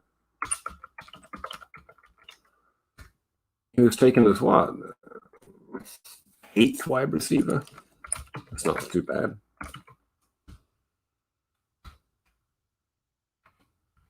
Yeah, if I want Tua, I got to take him in that 3rd, 4th turn, apparently.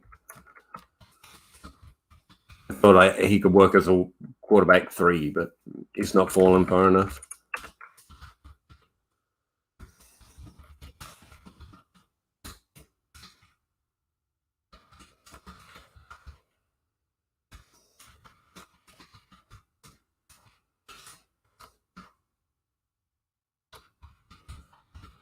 My secret shame is I know how to spell Ben Roethlisberger's name. I know all the spelling problems I get, and that's not one of them. I know why. Remarkably easy name to spell. Justin Fields. Where am I? DeAndre Swift. Joe Mixon. Actually, that's probably a value on Mixon at this point.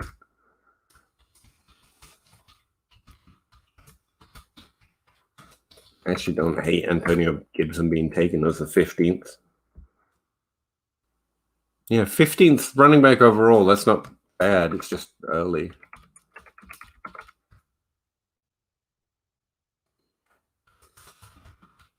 TJ Hawkinson, J.K. Dobbins, Reach, Josh Jacobs, Clyde Edwards-Helaire. I'm just going to copy and paste his name, man. I'm not typing that much today. Kyle Pitts. Oh, one pick before me. What a shame. All right. What's it saying? Michael Thomas has fallen to me. Despite having skipped out on wide receiver in the 3rd and 4th, I got Michael Thomas and Miles Sanders. And I have back-to-back picks. Okay, I don't mind my draft slot so much anymore. I mean, you can take Terry McLaurin if your brother Mark Andrews. I should put it in the stat tester, but I'm not gonna. Miles Sanders, it just wants me to take Michael Thomas at that point. So I will. Yeah, Michael Thomas falling value is interesting.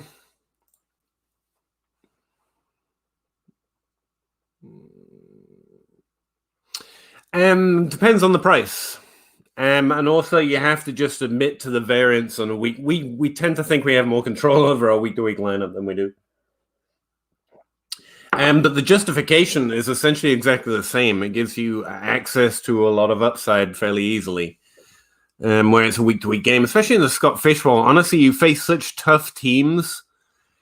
Like 140, 150, 160 point weeks were average last year. I mean, do I still have my league up? Because my league last year was freaking crazy. I was one of the first or second scorers every week, and I still was barely squeaking by with wins. Like, it was pretty insane. Scoring in Scott Fishbowl tends to be overly high and very competitive. So that's why stacks might make more sense here in a seasonal context. You need access to more upside than usual. What would I do with that 6th pick? I actually kind of like double stacking in the 3rd and 4th, or getting 2 picks back to back is what I'm saying. Too much. Whoa. I can't find my buttons. There we are. And then getting this double pick in the 5th and the 6th. Because you got Miles Sanders and Michael Thomas maybe falling there, maybe Clyde Edwards-Helaire. You could have access to TJ Hawkinson or Mark Andrews. The first pick's kind of lit, actually. Especially if something like this happens. Well, let's see what the stat tester said. I went, what did I want? Quarterback, running back, wide receiver.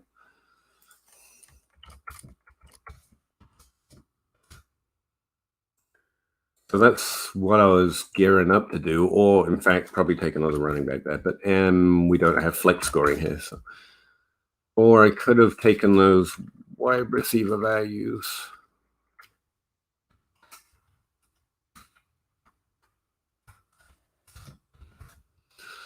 I don't like fading tight end in this one. There's a particular buzz around tight end this year.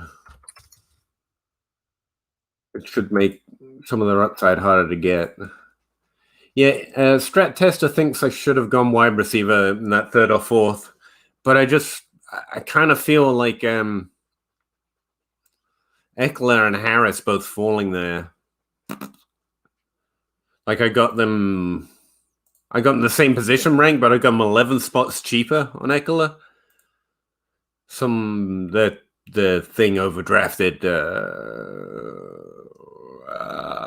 Who did it overdraft? Overdrafted Derek Carr, Baker Mayfield. People reaching on quarterbacks. Trey Lance, Trevor Lawrence. Makes sense. Quarterbacks are going to be reached for after that first round. Like I kind of locked into Patrick Mahomes at this point, and I don't like it necessarily. But I mean, what do you do? By the time he gets back to me after my first pick,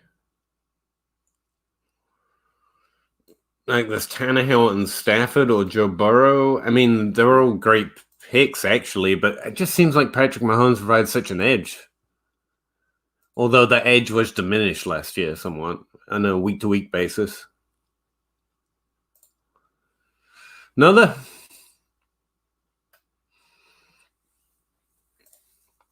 Humble brag, I scored a lot and squeaked out wins. I guess. I mean, I made it to the playoffs and I actually got a bye week. That's a humble flex.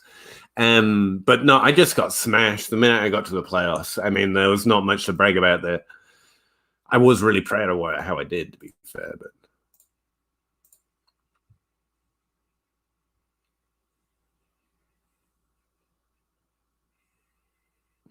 Have I done the stack research? No, I haven't researched stacks myself. I've read a lot of it from TJ Hernandez and fellow DFS type analysts. And it doesn't take a lot of research to see that if your quarterback and wide receiver going off in the same week, that gives you a higher upside. I mean, when players do go off top 5 in a week-to-week scoring basis, you're looking at 20, 30-point weeks. 30-point weeks is like a high point. And those are spikes that average points per game really aren't showing you. obviously, but you know that from just playing fantasy. And so if you've got a wide receiver and a quarterback both going off, that obviously increases your ceiling. Now, in terms of which are the best stacks, I think that's some of the most interesting research. We just quickly built this thing in here.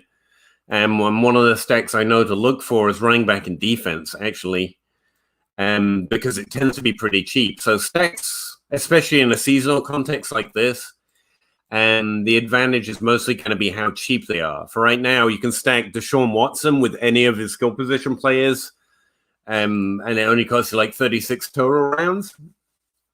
Or you can stack the entire team for 48 total rounds, for example, instead of like 8 rounds when it comes to the Kansas City Chiefs. It's just, it fits naturally into a drafting tendency. It doesn't mean you have to start them all every week, but it does give you option in a good matchup, the opportunity to shoot for that higher upside. But no, I haven't researched stacks myself. I'm not, like I say, it's mostly best ball and DFS where it matters, where you're teaching, you can focus more on that ceiling.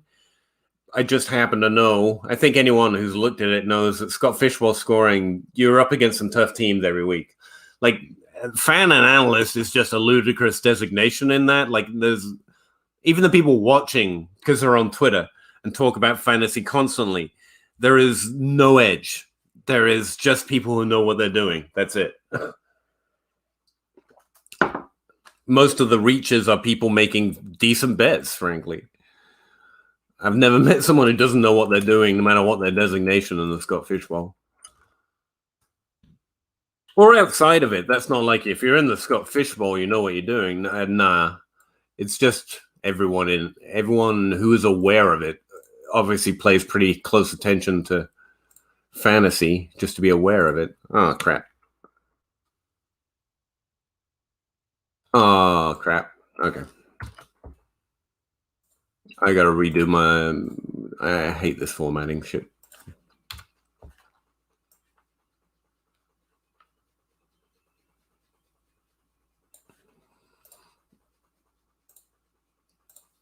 Borders, for some reason, one of the few things you can't automate. Or I can't automate.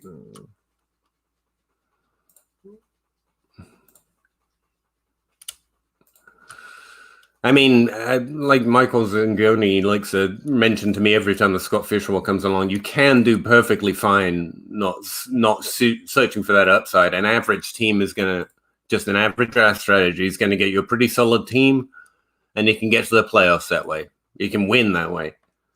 It's just everyone's searching for an edge, you know?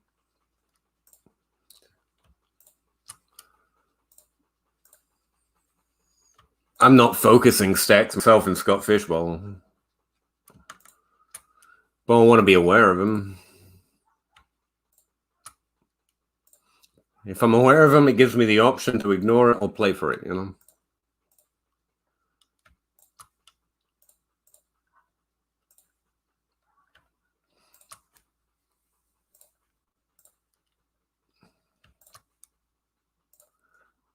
But in a regular league, stacking isn't like...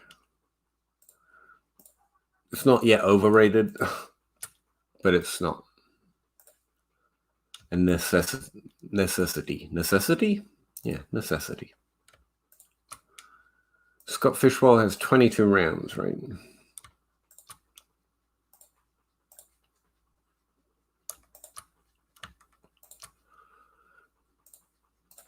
I find some of the most interesting... sorry, I'm keep going on about this question, but it's a good one. Some of the most interesting things I find about stacks is looking for the ones no one thinks about. Like running back and defense is a pretty good one in DFS, I happen to know. But also, like tight end. You might not think about stacking your tight end. Or the wide receiver too. It's just those underrated stacks that are pretty interesting. Okay.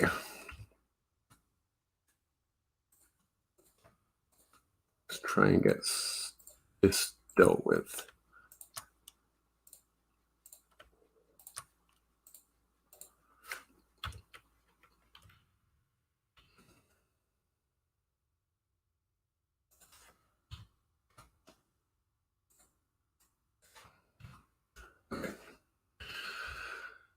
Reformatted. Another draft. Humble bag.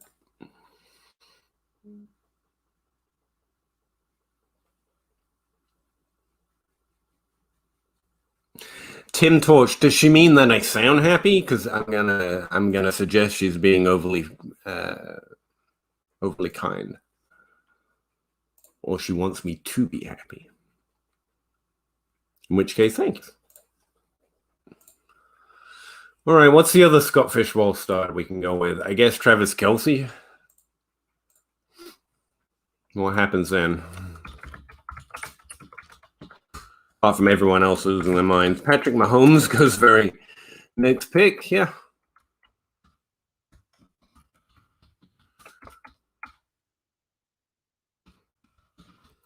I mean, Christian McCaffrey's just locked into that running back one spot, apparently.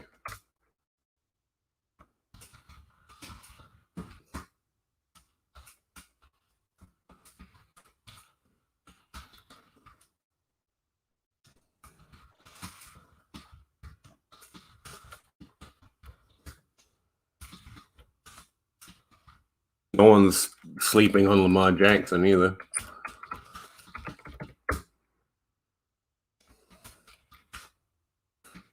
There's absolutely zero chance I go Travis Kelce, by the way. Just in case you're wondering if you're in the Nirvana lick. Like, don't worry, he's going to be there for you.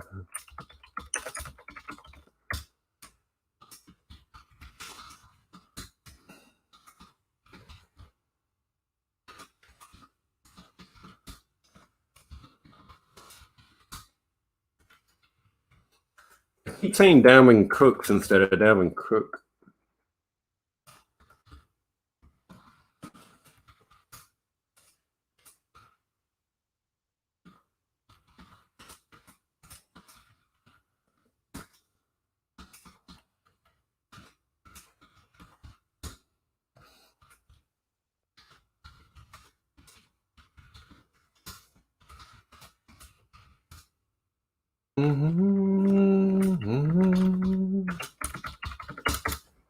I feel like being transported back to a long time ago when I was a teenager at this point. Just missed the Nirvana craze. I had to be indoctrinated in as a late entry, by the way. Not that old.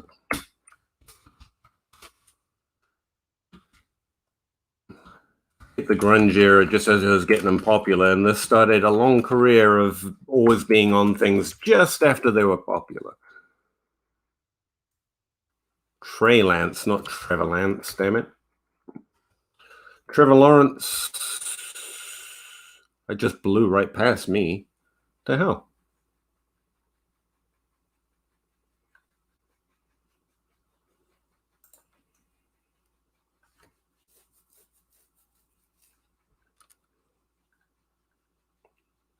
Kyler Murray. No.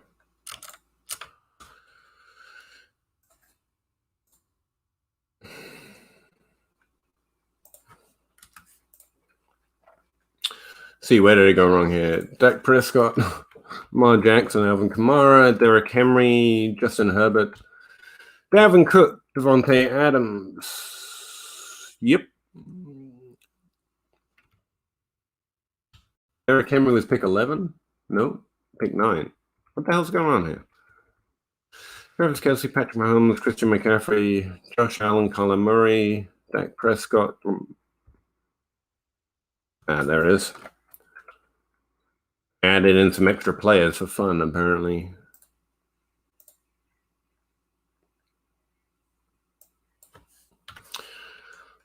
Lamar Jackson, Alvin Kamara, Derrick Henry, Justin Herbert, Dalvin Cook, Devontae Adams, Tyreek Hill, Russell Wilson, Ezekiel Elliott, Saquon Barkley. Saquon Barkley's falling, man. It's kind of ridiculous. Jonathan Taylor, Nick Chubb, Darren Waller, Brady, Aaron Rodgers, Trey Lance, Trevor Lawrence, and my pick. Okay.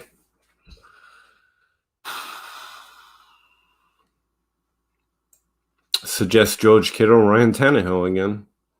Only I don't have Patrick Mahomes. Yeah, I hate this start. And I guess we'll double up with Kittle.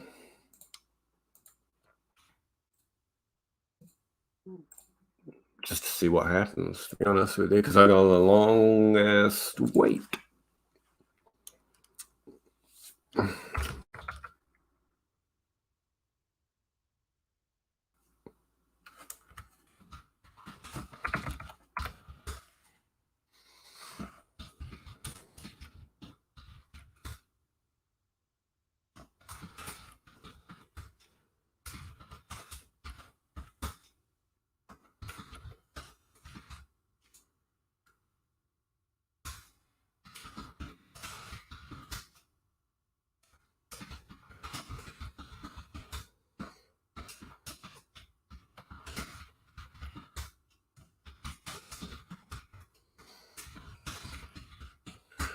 A lot of typing, I know.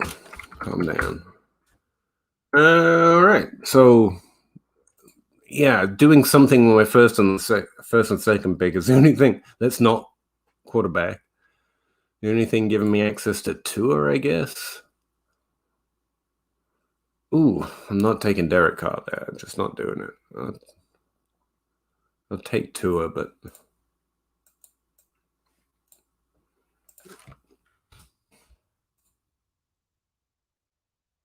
apparently I reached on Tua as well because I meant to take Derek Carr. Got an ADP, but I'm not taking Austin Eckler for a start. We're practicing waiting on quarterback, apparently.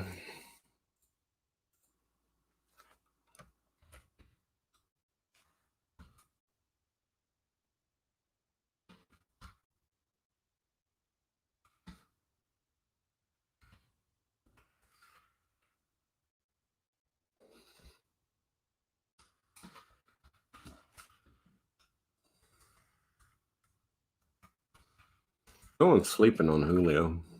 I hate to see it.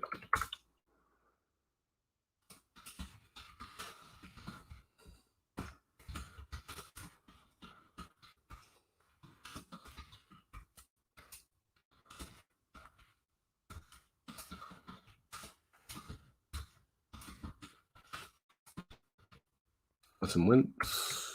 Okay. It's Winston.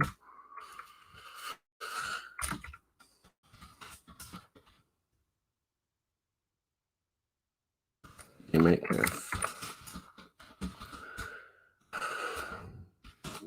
Ben Roethlisberger. I don't know why I can spell that one right. I just don't.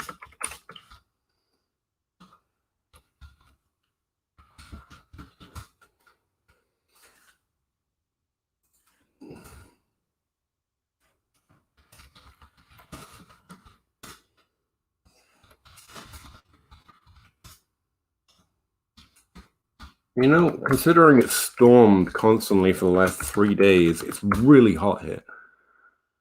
Kind of ridiculous.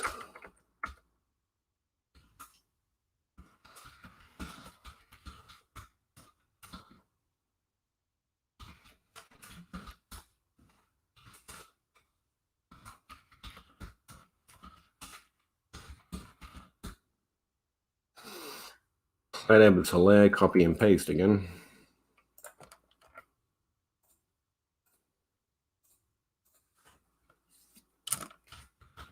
Kyle Pitts.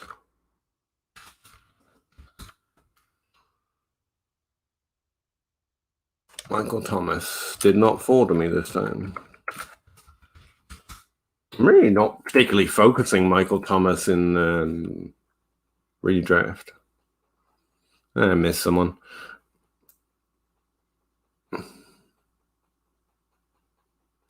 I missed Antonio Gibson. All right, let's just put him in here. Oh, I get Swift. I get DeAndre Swift. No. No, he went. I'm not crushed. I gotta be honest.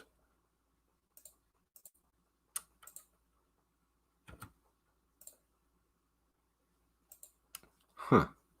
What's going on here?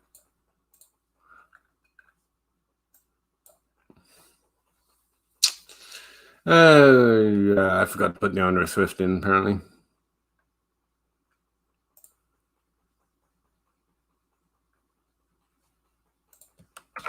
I misspelled Keenan Allen. Nice.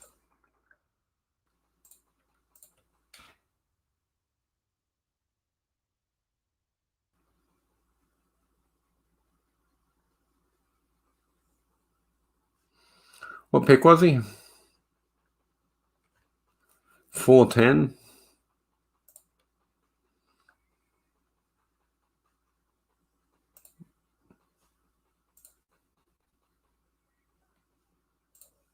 Ah. Anyway. Terry McLaurin, Deshaun Watson. I mean, at a certain point,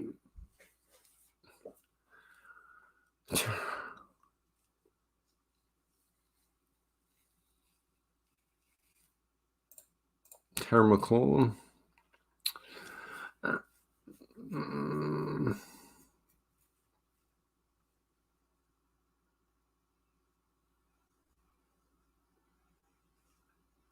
I get another pick here, apparently.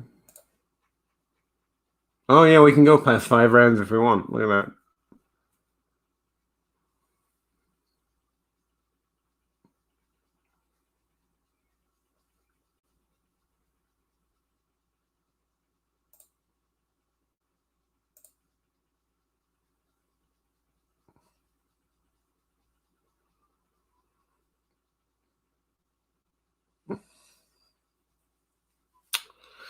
Sorry, what are we doing? I'm glad to hear it, Tim. Hope she's having a good day. I hope she feels I'm happy. I'm actually miserable. Just don't tell her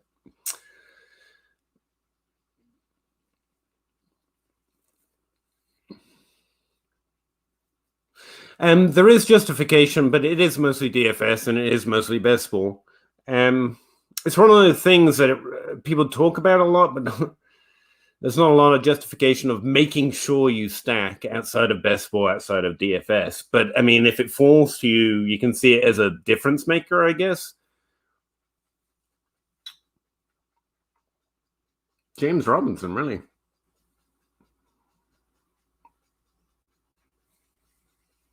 Yeah, I'm kind of addicted to that third, fourth round wide receiver value, which is why I really don't like this way of doing it. Juju Smith-Schuster is going to keep falling. I'm sorry, but do we not like rookie running backs anymore? Like, there's just Travis Etienne sitting there after I've... All right. And I get another one? Nice. I say Mars Gaskin. Don't mind that at all. Next best is Mike Davis. He'll probably be taken. All right, let's stack up some running backs or take the upside of Juju Smith-Schuster, Kenny Golladay, T. Higgins, Deebo Samuel, just saying, Will Fuller. I know more wide receivers. I think we'll stick with Gaskin for now.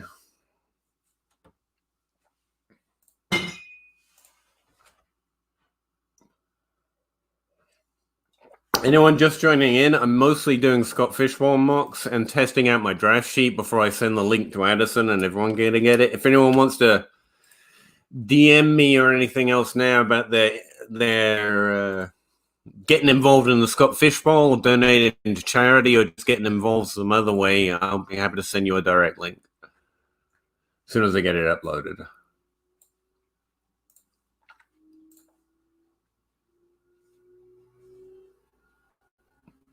I really thought Will Fuller would come back to me here, to be honest.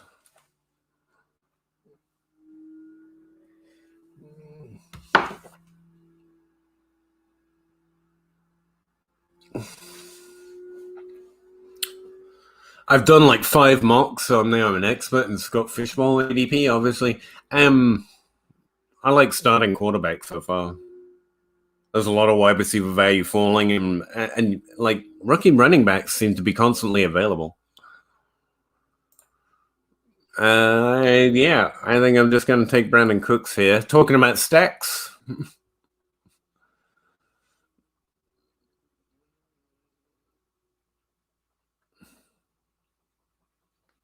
Mike Gesicki, but I've gone double tight end, so I think that's pushing it a little bit.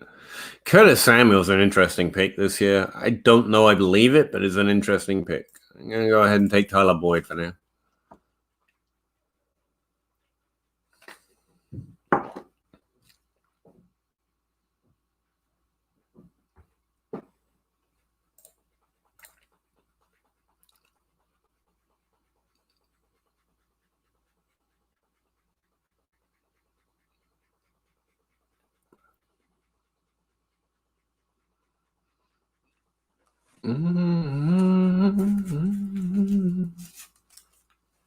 Oh, I gotta check Twitter to see if everyone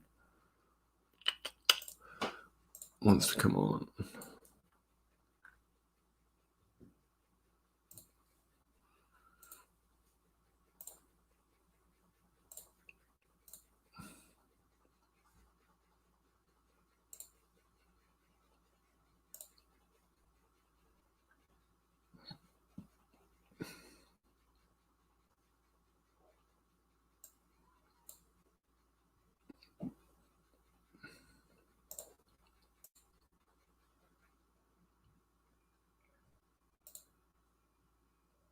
Nope. All right, where were we? I was taking wide receiver values, apparently. Running back now looking a little thin all of a sudden. Hey, I can take Gurley, 11th round. Tim Patrick disrespect. Good Lord.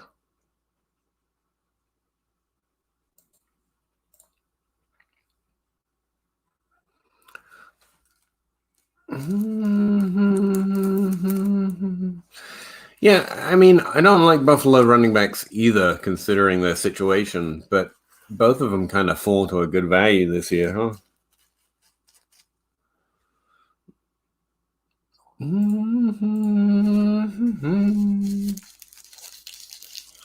Well, obviously, we take Corey Davis here. We've got Tua. We don't have anyone stacked with Tua. Oh, no.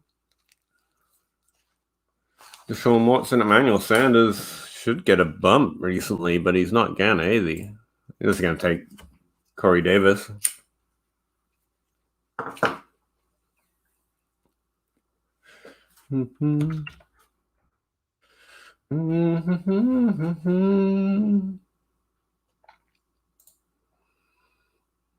Oh, I got another pick. Shit, sorry.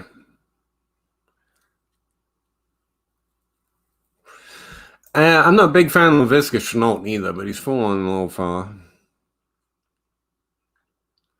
I mean, I think this might be the first time I've ever taken him. You've also got Marcus Brown. Just take that rushing points, I guess.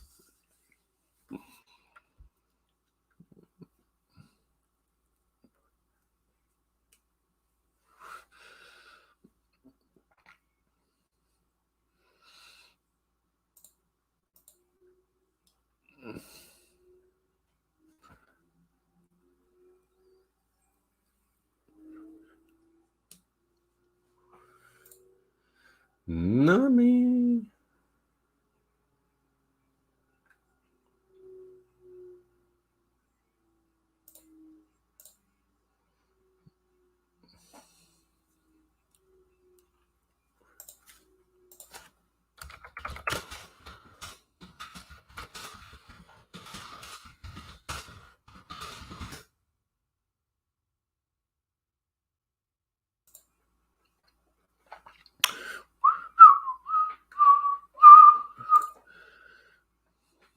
Donation links below. I know.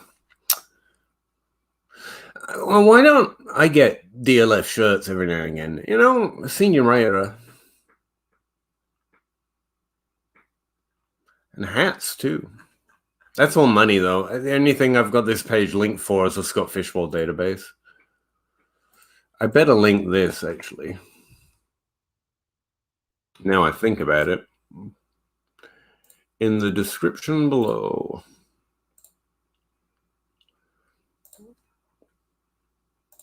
Here we go. Scott Fishbowl, ADP. Fishbowl mocks. Link Andy's site, too.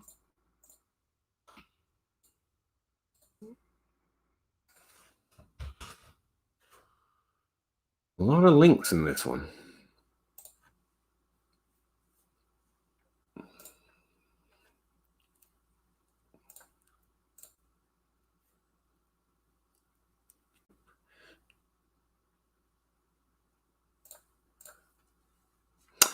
I'm trying to remember the receiving running backs don't carry as much upside in the later rounds.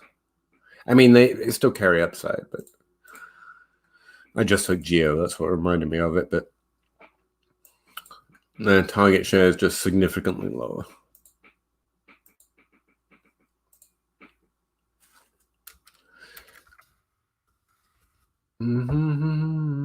I think. Actually, it looked higher. What's going on there?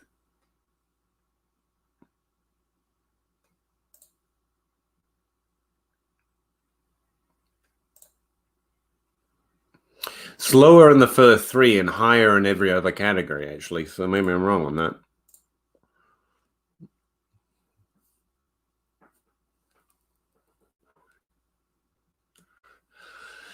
Post round 10, I'm mostly just looking at running backs. It's just that round 1 and 2, I went tight end. Ooh, I forgot to draft a tight end quarterback 3 too. That was a mistake. That's something to pay attention to, Pete.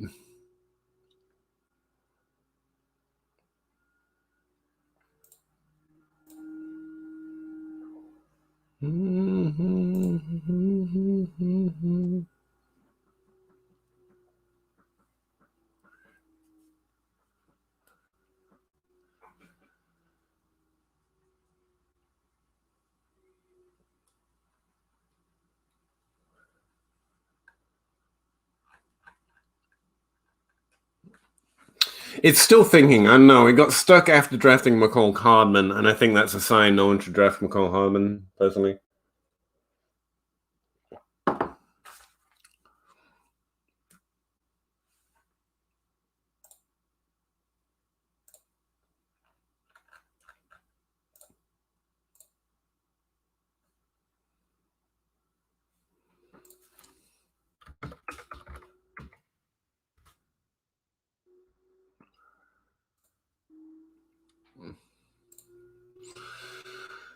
All right, this thing's working well enough.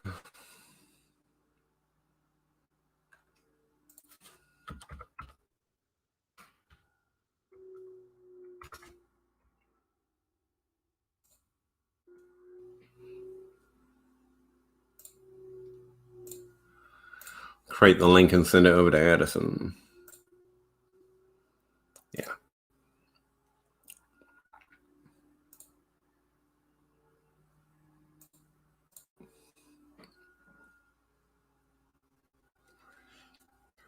You know, I guess if I'm fading Cam Akers every time he falls to me, I default like the Darrell Henderson, I guess. Jeff Wilson. Just stacking up running backs at this point.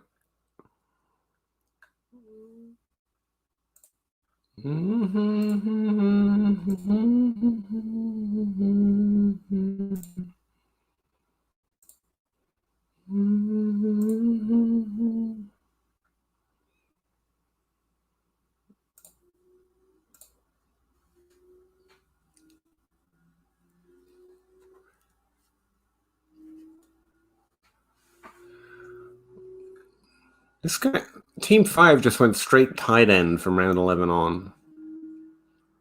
Huh.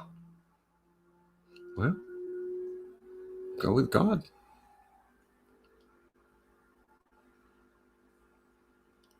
Let's reset.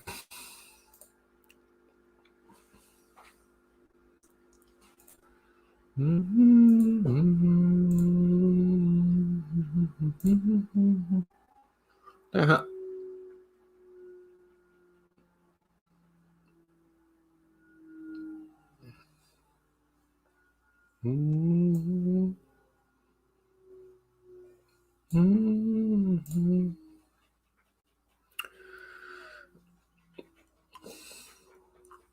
Well, I've done tight end twice. I tried quarterback.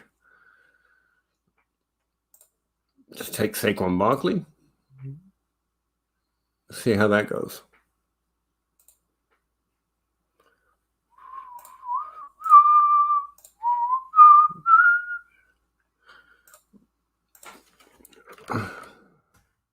There we go. And I have an active link for the draft sheet. Addison's going to put it on the FF Thread site, or you can contact me. Okay. If you go on Saquon Barkley 101, I have a single pick before I have to wait again. I don't see the quarterback advantage. Aaron Jones is sitting there, Austin Eckler.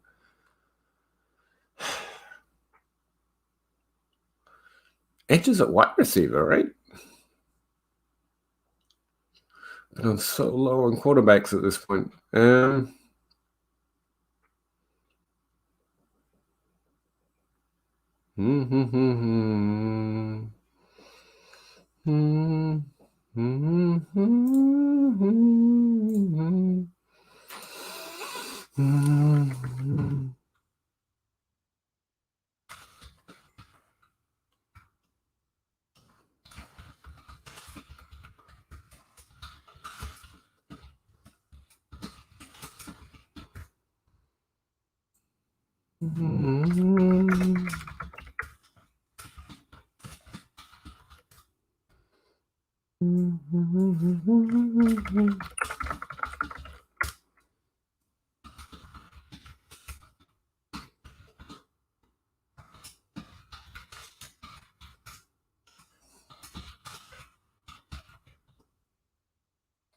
Double T?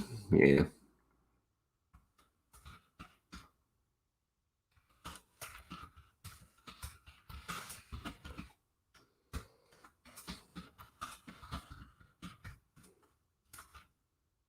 No one's fading Kamara's age, apparently.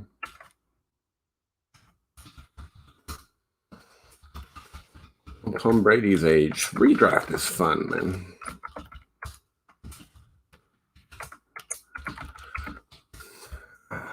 Matthew Stafford still feels like a reach to me. Even admitting that I was a little harsh on it. Joe Hill? No.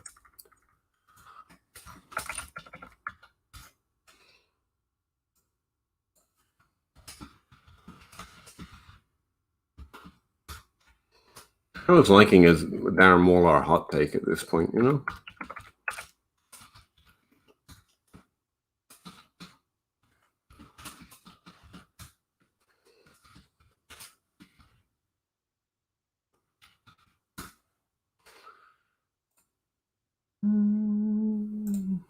I misspelled Saquon Barkley. Look at me go. Done that every draft so far, I think. Nick Chubb, Matthew Stafford. Really likes Matthew Stafford. But he's already been... Matthew Stafford, okay. Jalen Hurts on Nick Chubb. I'm just going to take Nick Chubb at that point.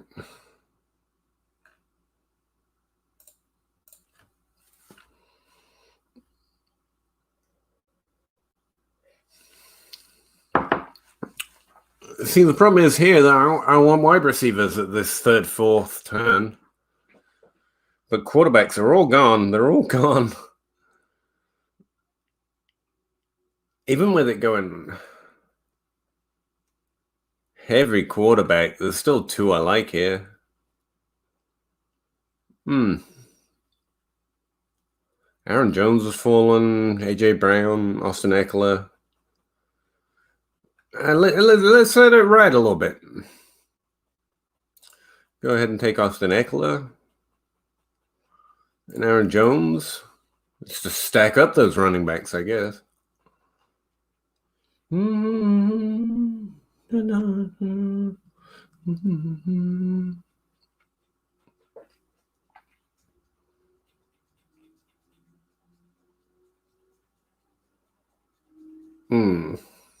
Okay, all the quarterbacks I like just went.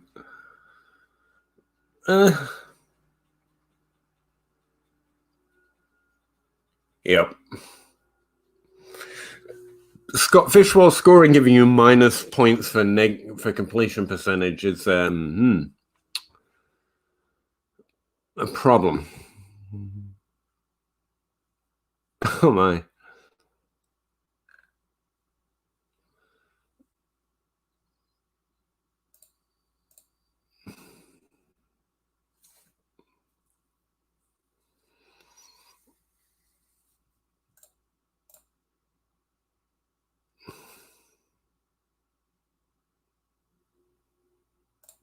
Mark Andrews, I guess, since my quarterbacks are already going to suck. Ben Roethlisberger.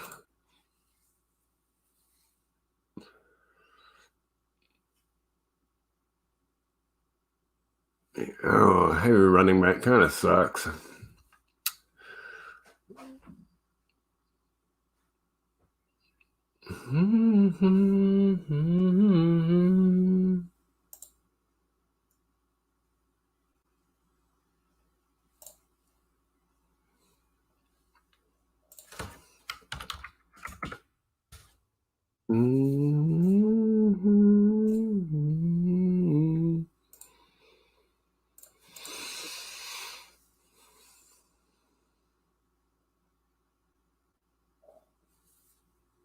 I'm wondering if Wilson or Donald falls to me.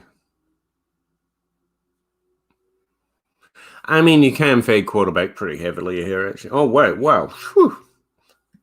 Just as I say it, and as long as you don't mind Sam Donald.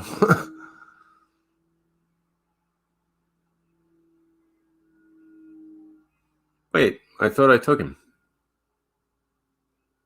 Oh, no, he went. Yeah, all right. Who we got? No one. Drew Lock. I'm being punished for my sins. Drew Luck or just not having a quarterback too. I'm taking Cam Newton. I guess Drew Luck.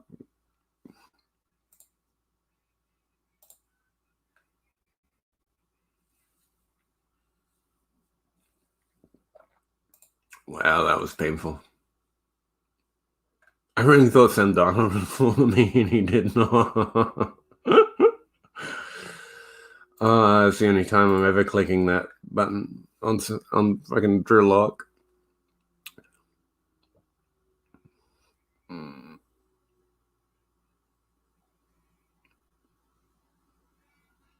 Ninth round Debo Samuel. With Jerry Jeudy still on the board? Interesting. Juju Smith-Schuster as an 8th round pick, apparently. Terry McLaurin's kind of falling. I don't understand it. Team got better, surely. Surely.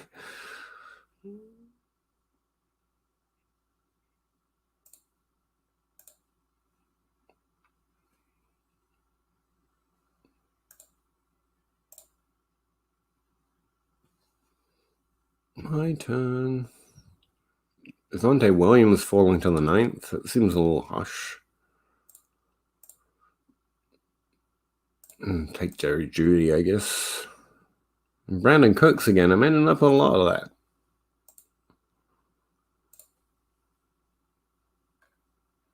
that. Yeah. Cooks, if you're looking for a wide receiver towards the 10th round, seems pretty lit. On fire, actually.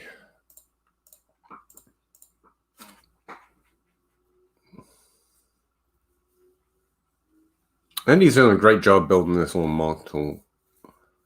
And he still has some hiccups, but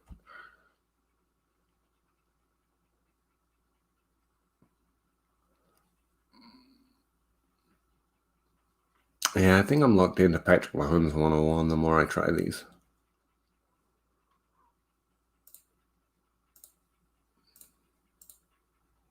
To be honest. I mean,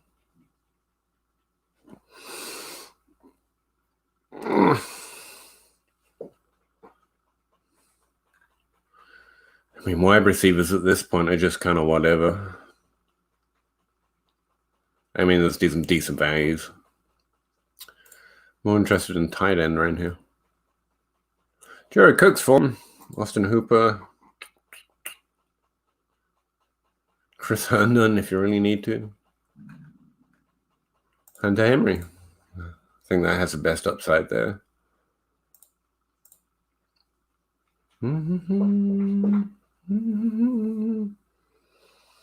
I could lock up the Yeah, let's do that.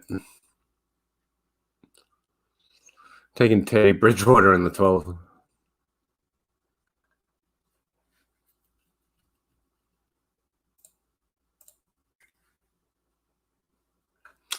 All right, let's reset again.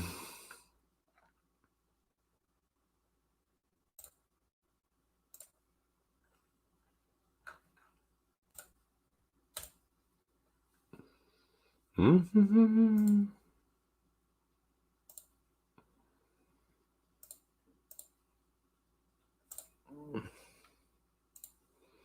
Mm-hmm.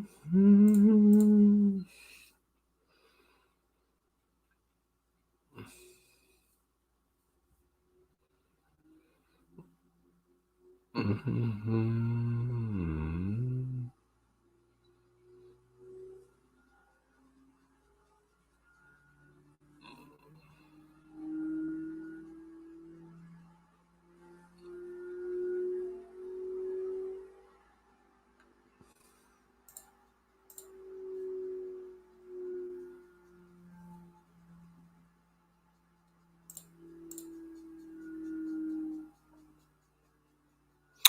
I like Joe Burrow. It's Ryan Tannehill right here.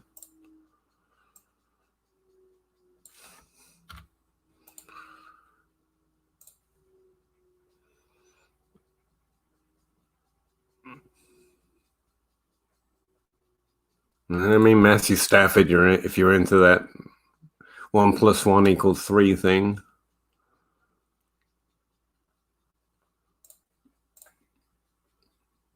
Or take your favorite running backs. I really think, I don't know. Those running backs in the 3 and 4 look so good. But the value is at wide receiver by then.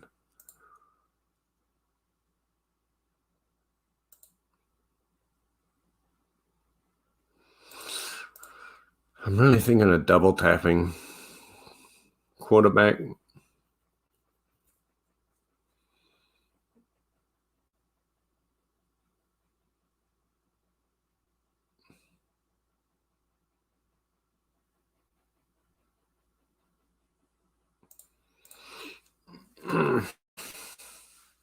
Went Joe Burrow again.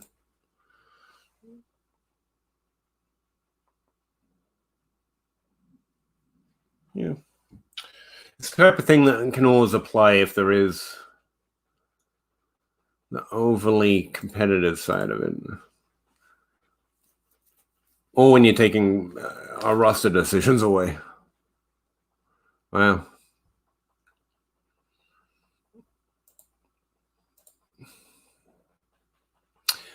Man, if I go double quarterback, so far it's been impossible not to go running back after that. But those wide receivers in the 3rd and 4th are just fire value. There's nothing to compare it to.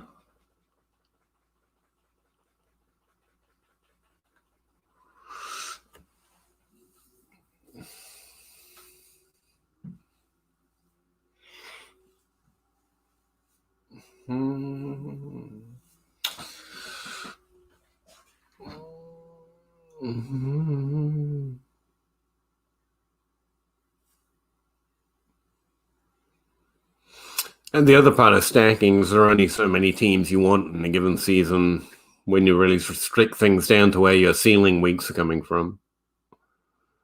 So you got to hit the right teams, not just the value teams. Like stacking up Jacksonville last year literally did nothing for you, apart from that 1 or 2 games Laviska Shenault did for you. I don't mind the running backs in the 4th, 5th. So honestly, I might be reaching there. Wide receiver value is so good.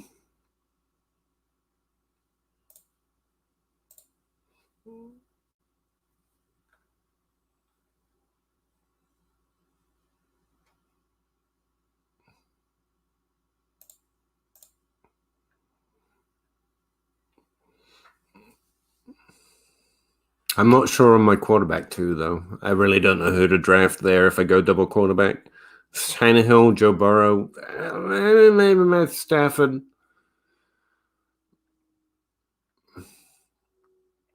kind of prefer where Tua's going, but I don't get access to him if I skip him.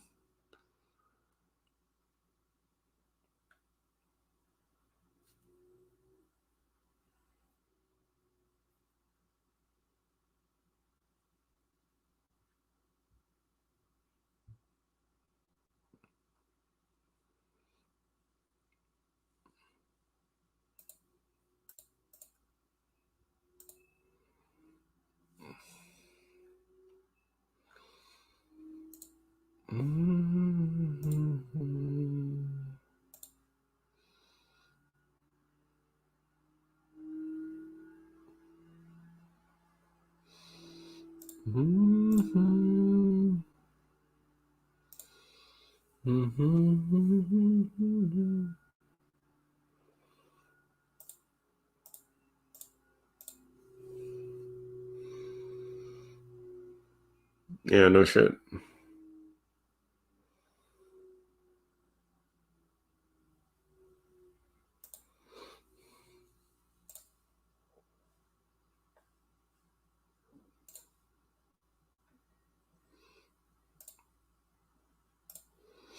You do free yourself up a lot at wide receiver if you take those two running backs, so pretty much for whatever you want.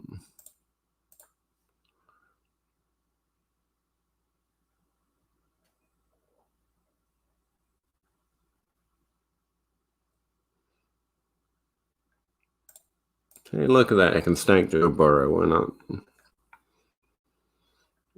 I had to reach a little bit for it.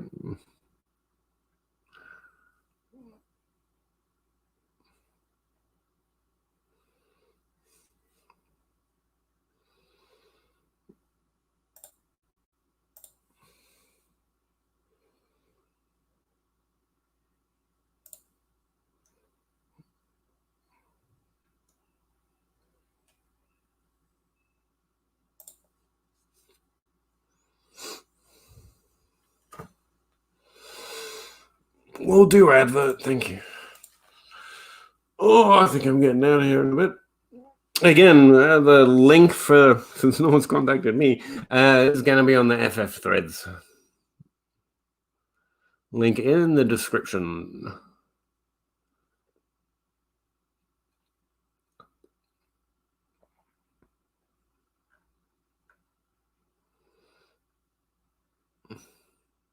Ah, there goes Debo. Shoot.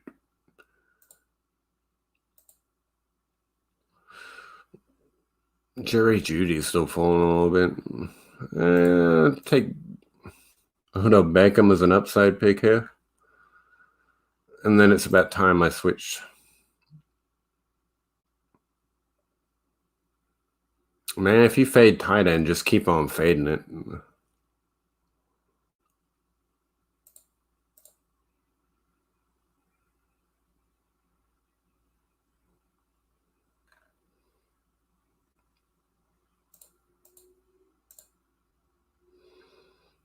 And don't forget to try and get 3 quarterbacks, for goodness sake.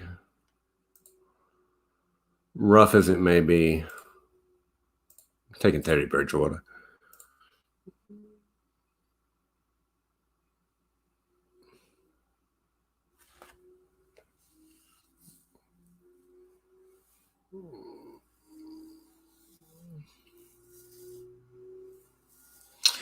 Sometimes it is. There are some underrated stacks based on misvalued players and some other stuff. For example, we literally just created this thing.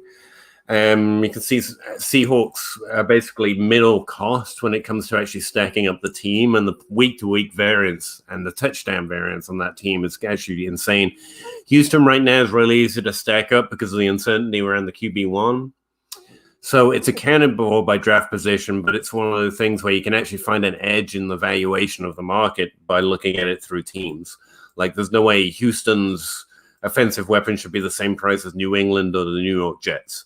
At the same time, the New York Jets are the cheapest entire team stack to work at.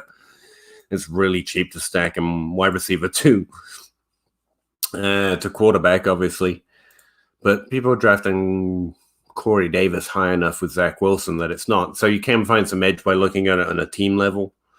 Because people don't rank. People don't draft by team necessarily. Honestly, the best way of targeting teams is, you want Green Bay, Arizona, Atlanta, and Kansas City. You might want Tennessee as well, and Minnesota. These aren't new things. But sometimes you find like some of these stacks come at a discount. Like Mahomes. Mahomes and the wide receiver one is actually pretty cheap because Tyreek Hill falls a little bit.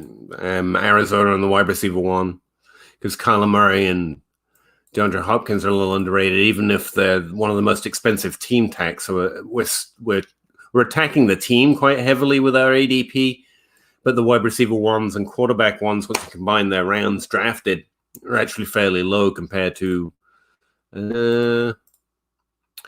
like Buffalo, apparently. Hang on, I got to do something here.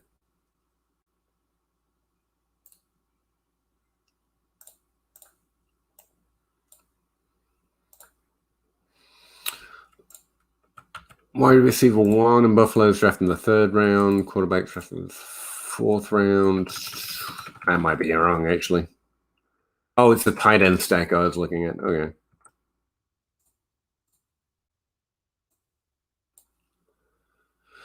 Oh, god damn, these things move around a lot. I gotta fix this. Hang on. I just sent it to Addison too. This is quarterback and tight end. Quarterback and tight end. Accurate. Running back, wide receiver one. It's meant to be quarterback.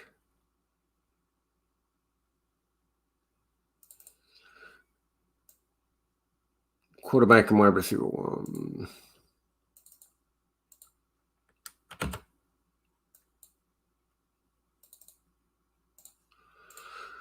Quarterback and wide receiver two is fixed. Quarterback and running back one. Nope.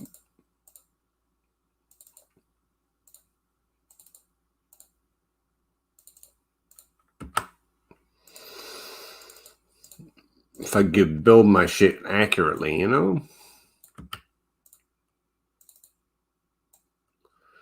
So let's see.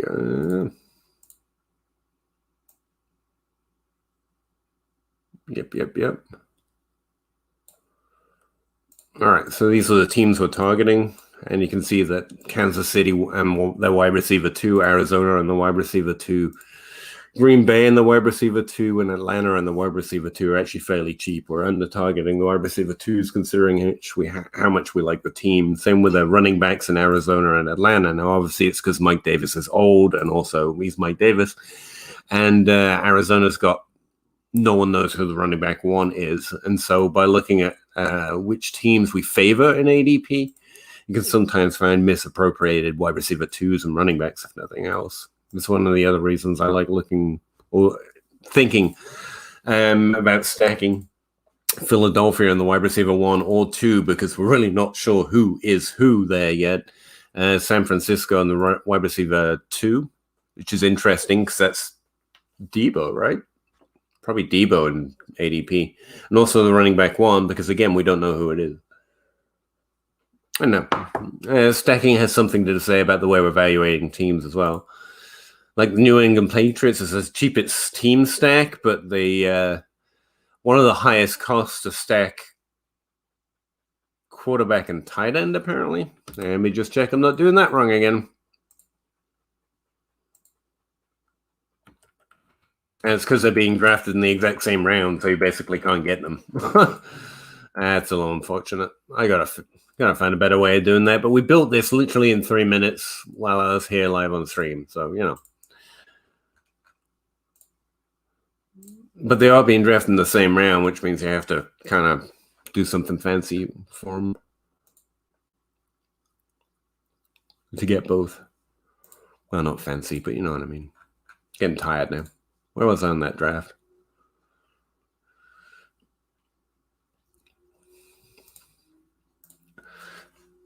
Speaking of which.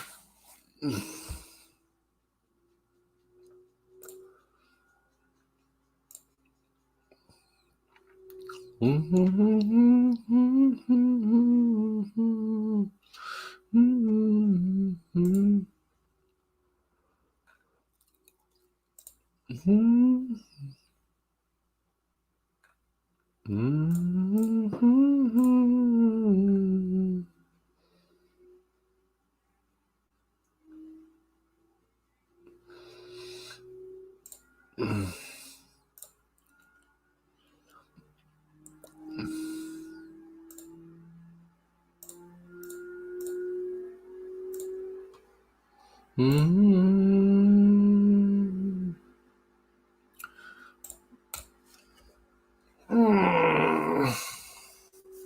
haven't really found a team construction I like if I don't take quarterback 101.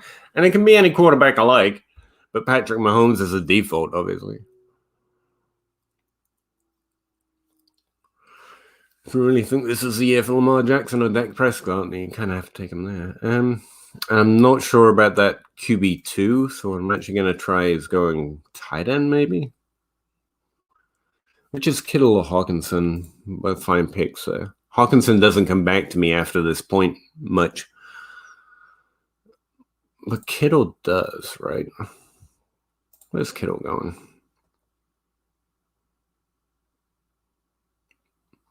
George Kittle's going mid to end of the second round, which is where I'm at now. All right. If there's a San Francisco player on a roster, it's probably George Kittle. So let's try this stretch. Let's try this construction. And yeah, I heavily focus different. By the way, I forgot to say, but yeah, I heavily focus teams and drafts, especially when it comes to redraft.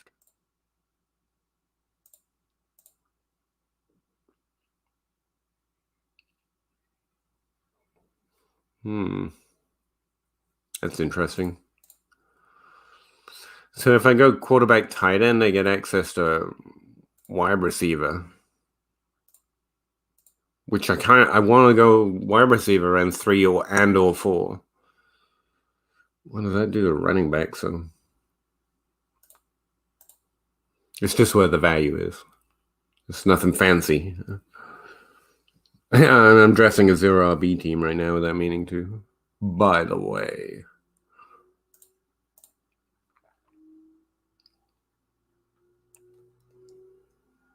Hawkinson gonna fall to me again? Nah. Hawkinson will go before he gets back to me, I'm pretty sure. Honestly, I am speaking of trusting teams. I don't mind trusting ADP that these are the top 5 teams to target, for example. 5-6 teams. Baltimore's 10th, by the way, for such a down-talked offense. It's like our 10th favorite offense to target.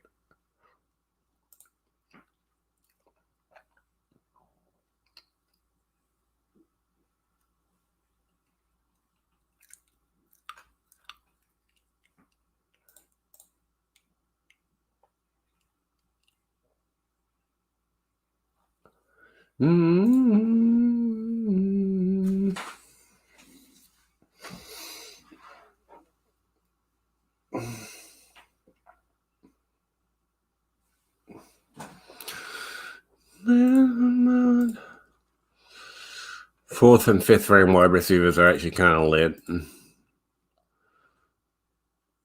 Running backs, I kind of like them for their value here, though.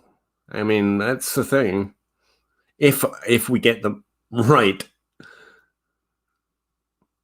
strong caveat there.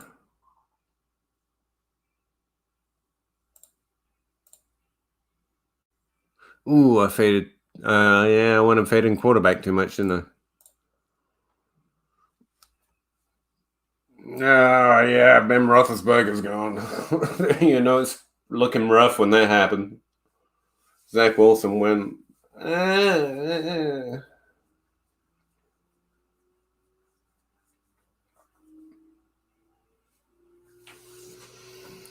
Don't like leaving everything a chance. Quarterback too. Drew Luck or Teddy Bridge. I don't want it. No. Okay, I can't take double wide receiver. That's just not happening. As a overall assumption when I start the draft, I mean, anything can happen in the draft, but All right. Quarterback first, obviously.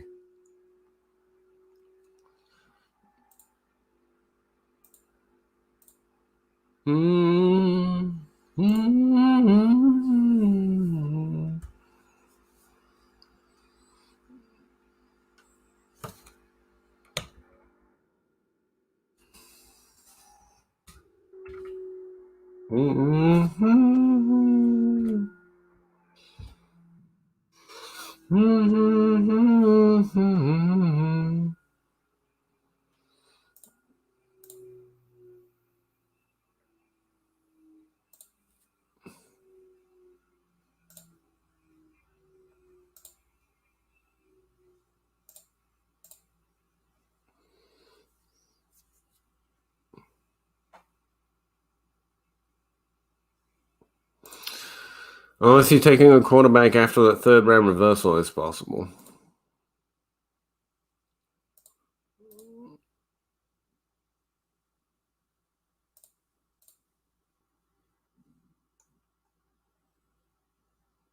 That's not terrible.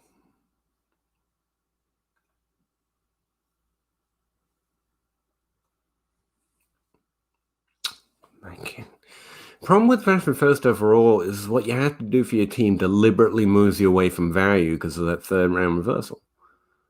You're like forced to draft a worse team. You can either go for the players that are values, or you can go for not getting completely cucked in the future. It's really too harsh for these first three picks. I mean, I like the attempt to balance. It's a little too harsh though.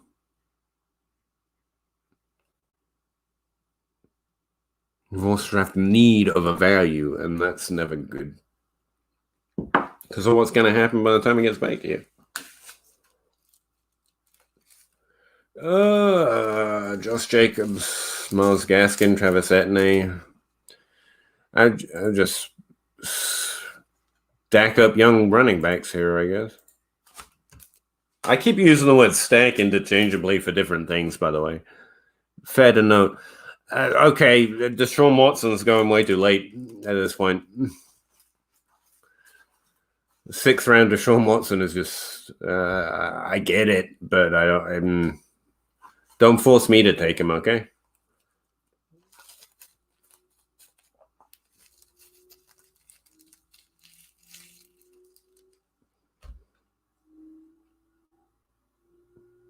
Since we're talking about stacks, I would be more concerned with bye weeks, and you know how little you have to think about that. Bye weeks are almost as important in a regular stardom league.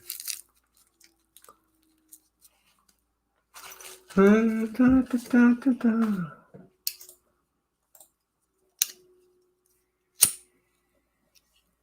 you really need to take wide receivers where I had to take a quarterback too because the reversal.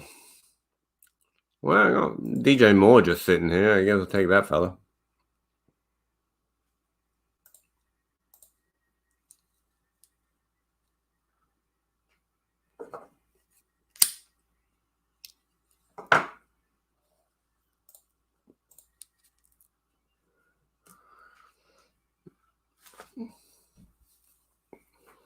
I mean, this came together pretty well, actually, but it's mostly because my last three picks all fell by at least 4 spots.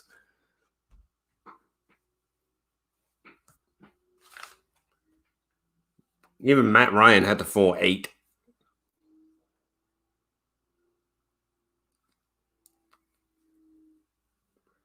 Took Travis Etienne 2 rounds above ADP. Are you kidding me? It's a 5th round.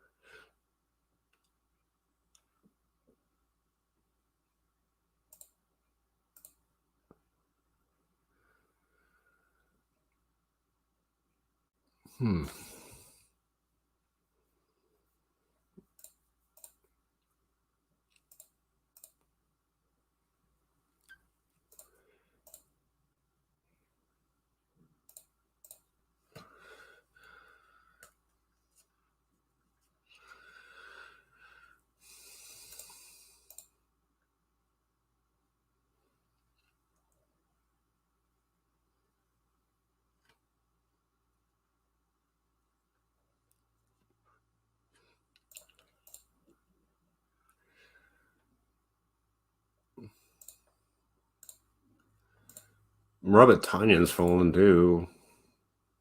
I don't know. This ADP's giving me fits, actually.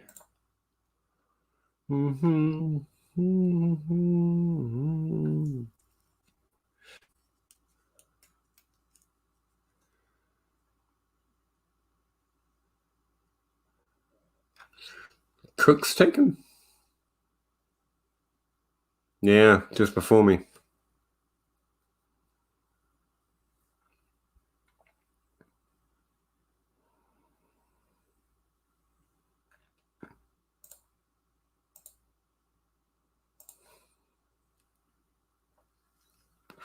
I honestly know how I want there.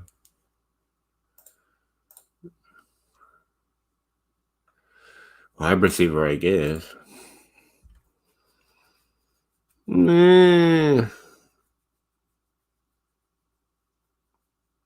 Tyler Boyd. Okay. I guess I get that.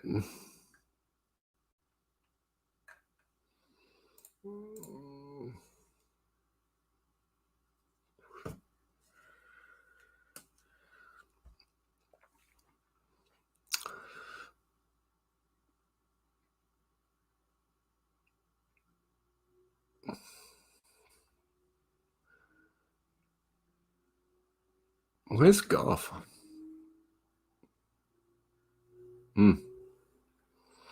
Yeah, like half this board you don't have access to because of the third round reversal unless you reach by at least 12 picks. I mean, hey, I didn't see Evan Ingram. That's a name I want to pay attention to. I took Mike Gesicki because I didn't see Evan Ingram was still on the board.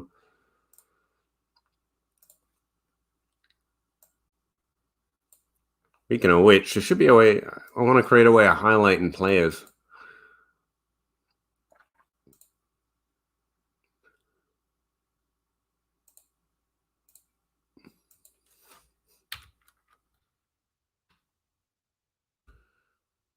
Idea. Okay, I get how this one's shaping up.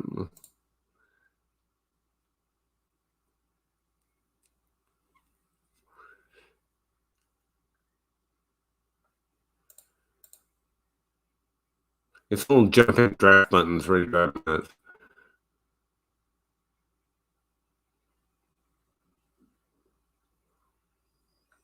Well, I'm going to take Corey Davis, obviously.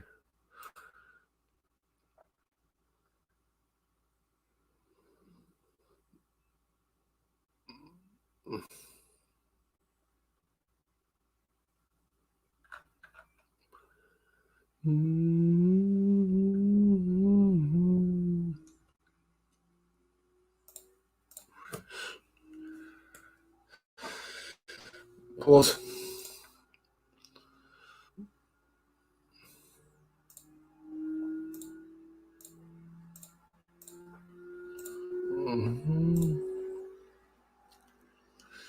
There's not quite enough room in here.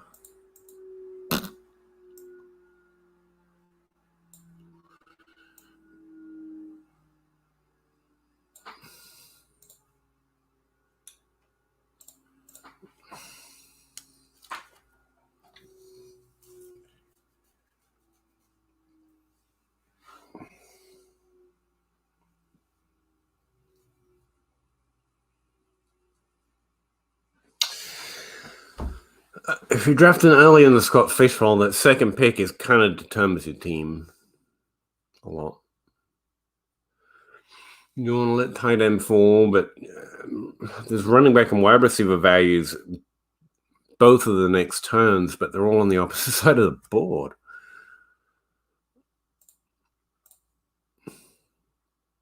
So you can take your pick of Hawkinson or Kittle or Pitts, I guess, or Andrews. That's a pretty tight group in there. But they're not coming back to you if you don't take them. Wide receivers you don't have to reach for yet just because no one's taken them.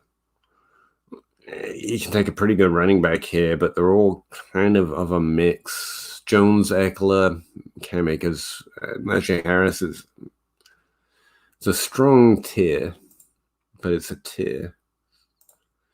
Whereas tight end at quarterback is just going to fall off, like strongly. So you can take your pick, but you have to reach on one of them. Joe Burrow, Tannehill, maybe even Cousins, Tua, Matt Ryan, but none of them are coming back. Well, I got lucky with Matt Ryan that once.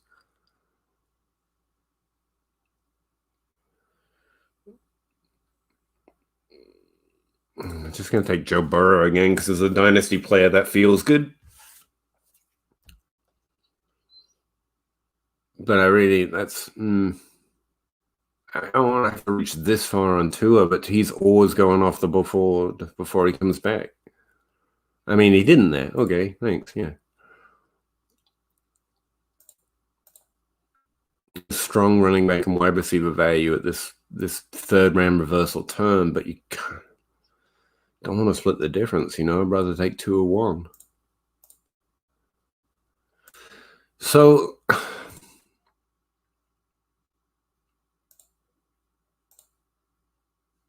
Hawkinson, Pitts, and Andrews could fall in here too.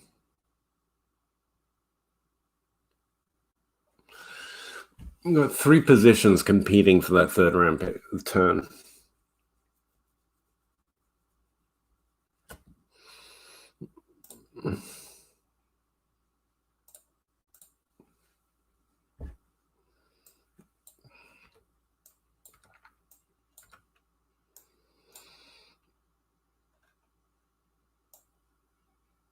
Let's just focus wide receiver. Again, that's why I keep coming back to wide receiver, but okay, we're going to try it. Ridley, I guess, is my pick. Out of Brown, Ridley, Jefferson. Ridley, because I made a video about him. Honestly, all 3 make strong cases for it.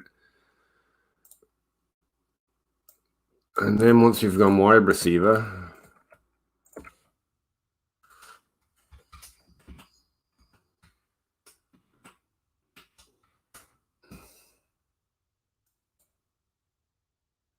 it looks going running back, so you kind of have to split it. Which is where you have to get it right. Eckler or Harris are my picks here. Hi, name was Hilaire.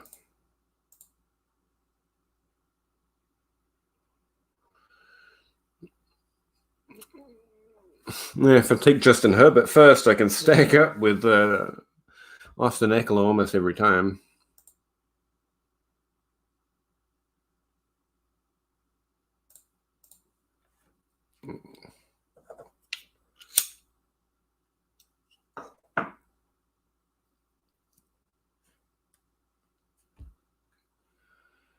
Okay, so we went running back.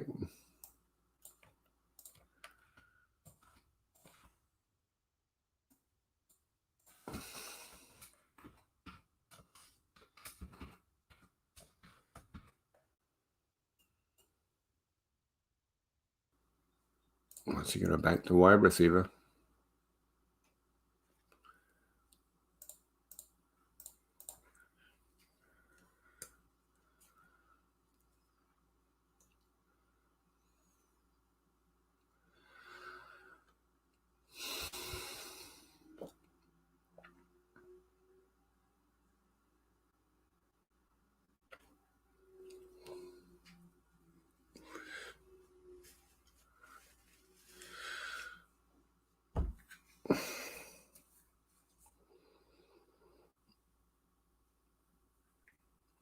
Sean Watson falling to the 5th.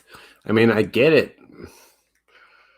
Going to force it into an impossible value situation, though.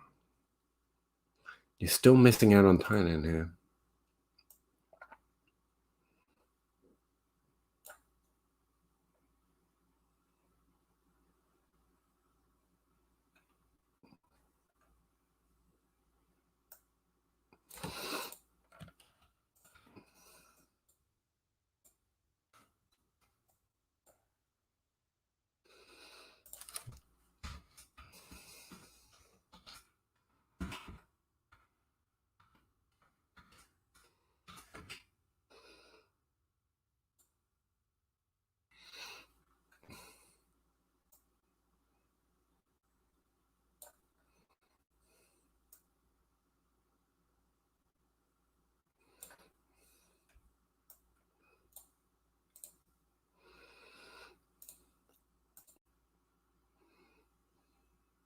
Michael Thomas. Okay. I kind of like it here too. Let's let it ride with ADP though, and go Michael Thomas. And then we're going to switch back to running back according to the stat tester. Take Miles Sanders. Actually, I do like that. Wide receiver, running back, wide receiver, running back. Apparently, I'll get a chance at a tight end later. Evan Ingram. I want to keep a note of that.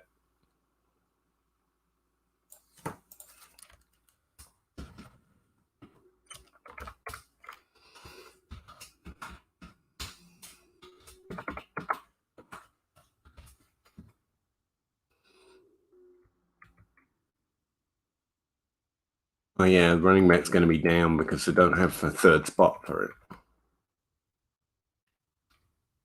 Got to figure out those flex spots, man. Wide receiver over running back. Wide receiver over tight end over wide receiver, though. Wants me to swing back to tight end in the 7th.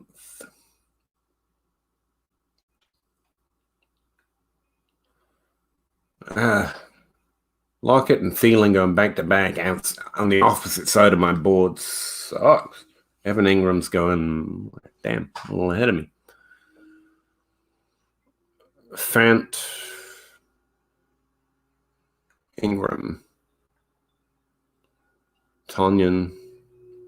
Those are my choices here in the 7th. But Ingram's already gone. Fant's still sitting there, so I guess I'll draft Fant. And check on quarterbacks. Man, I got to check on quarterbacks regularly or I'm going to end up with Drew Lock. It's happening. Good to know. I got to get my 3rd quarterback before the 7th round. I do not want Drew Lock.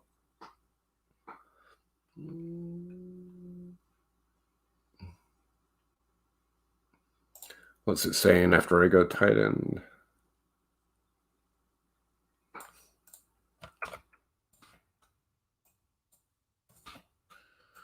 See, this thing's going to focus your starting roster because I don't have those flex spots working, unfortunately.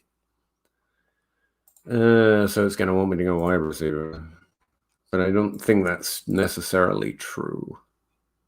Actually, I take that back. I go wide receiver here with little concern, to be honest. Just going to take Juju to make a point. But there's a lot of good wide receivers right here.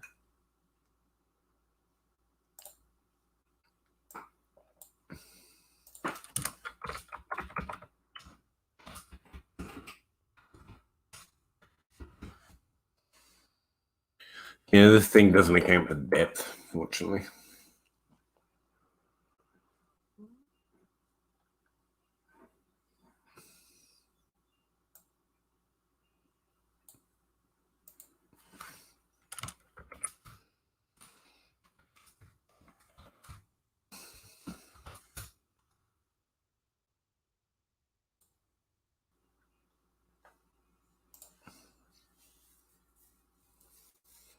Oh,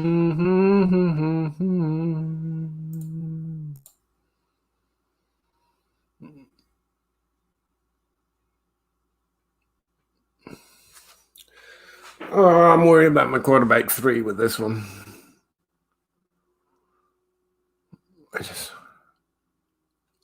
If this run happens in the 7th round, which so far in every mock that's happened, 7th round, there's a big run on the opposite side of the board from me.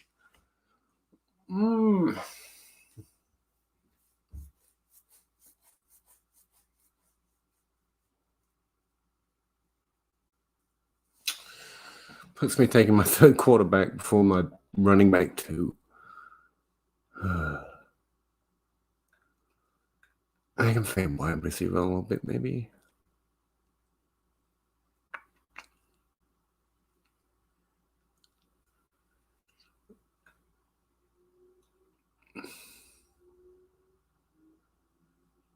I mean, there's a tight end down here, but there's no quarterback. Yeah, I think we're fading that 7th round tight end. It's just not worth it.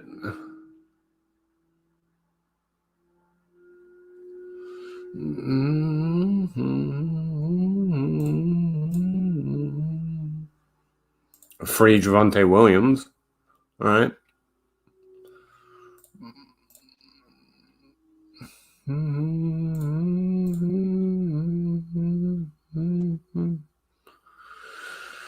Take Tanyan this time.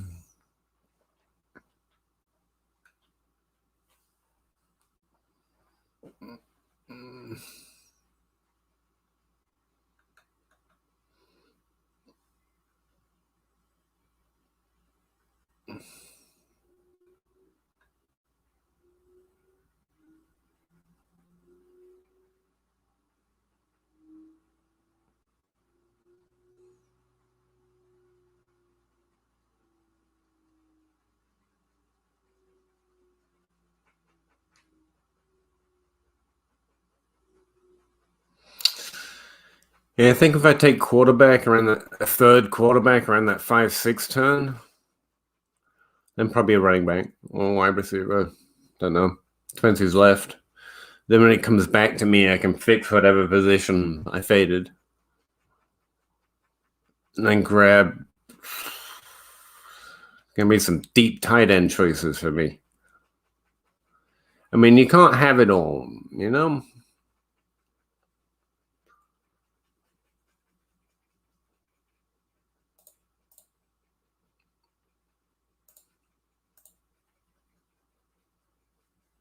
I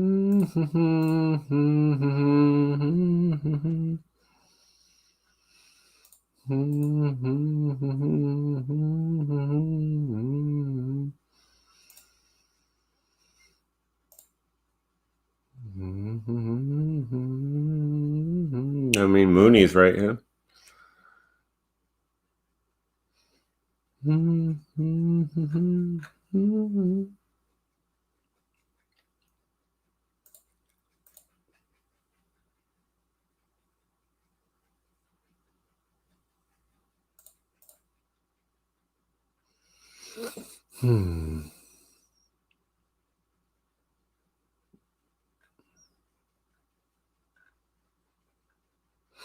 I'm thinking I'm ever drafting Kenyon Drake.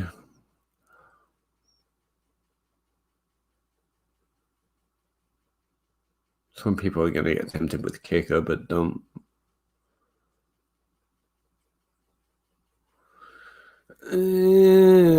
Donald Mooney, I guess.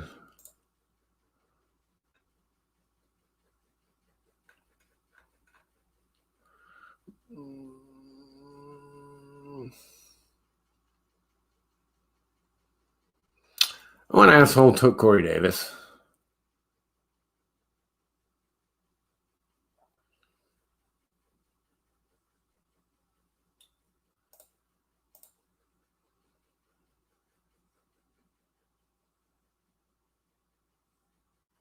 Jacoby Myers.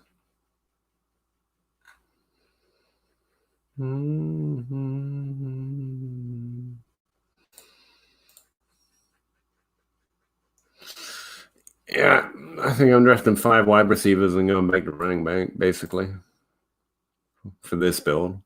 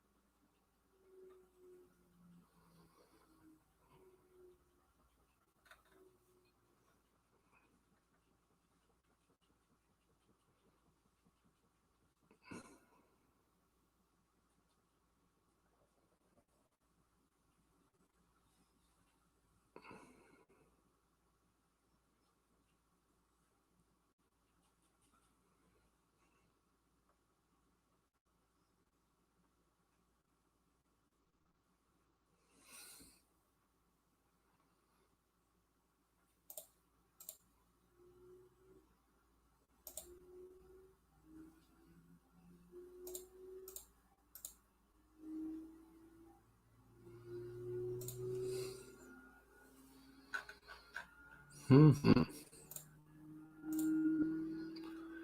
All right, let's try that. This is a board it likes from the first pick. Not so sure on it myself. I hate skipping that quarterback 3. The first Scott Fishbowl satellite league I ever played in, like 2 of my quarterbacks got injured, and I never forgot it. I guess.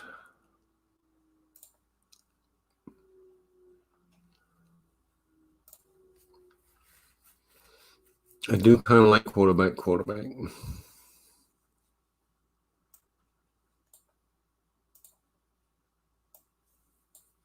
Quarterback, wide receiver.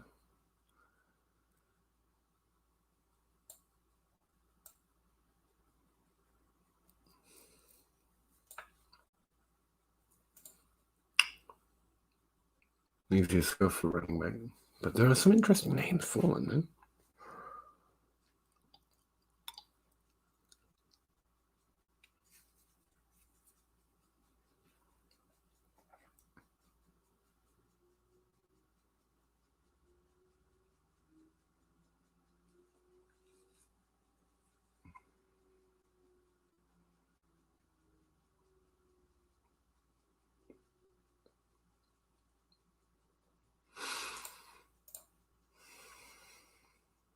Well, this draft won't have every quarterback. If with Matthew Stafford or Matt Ryan, or reach on Tua every time. If the draft goes heavily quarterback, means the wide receiver value is even better.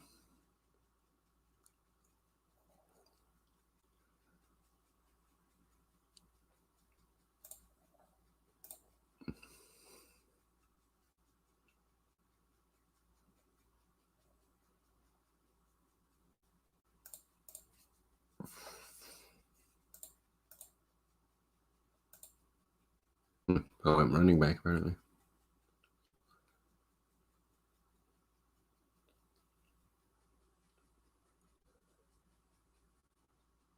Mm-hmm.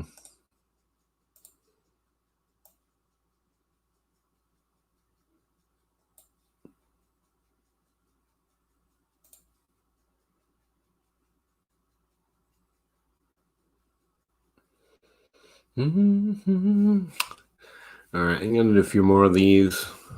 Get that link back out to Addison, so everyone can download this thing. Call it a day.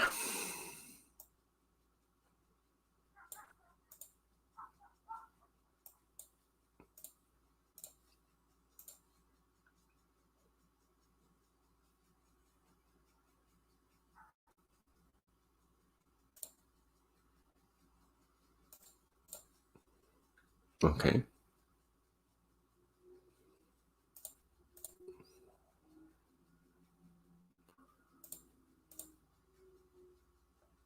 This one's a really weird one.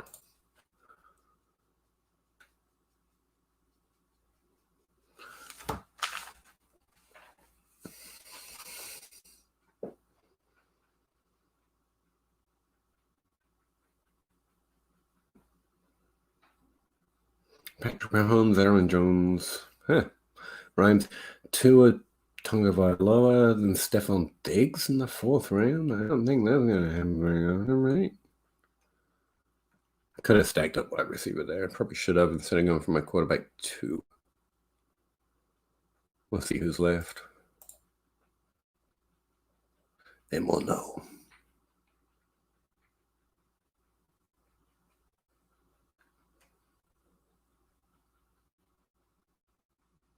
And I go on the running backs.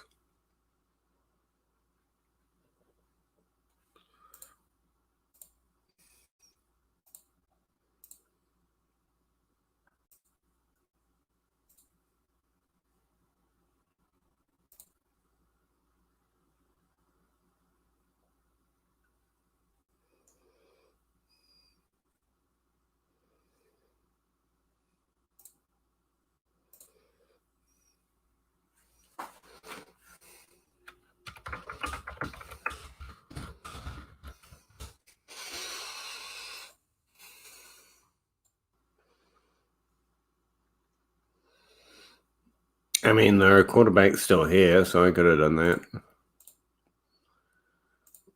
Well, Sanders is just sitting there, right? And so is Etne.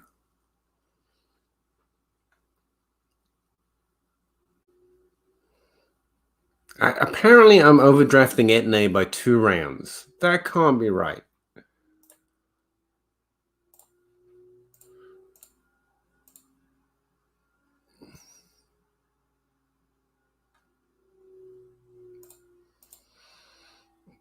People can't be more tilted than me on Etne. It's gone in the 6th round according to my ADP, or Kevin's ADP. That's where I'm taking him. Andy's ADP disagrees.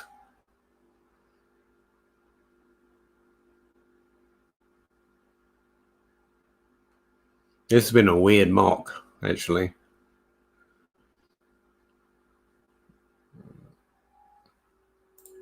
Yep, just going to take Miles Gaskin full onto me in the 7th. All right.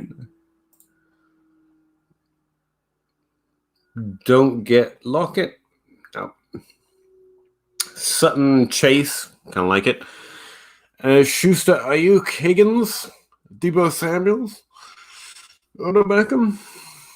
Well, my default's Juju at that point, but, you know. I'm fading tight end. That's what's going on here. Be fair, they're falling in this one.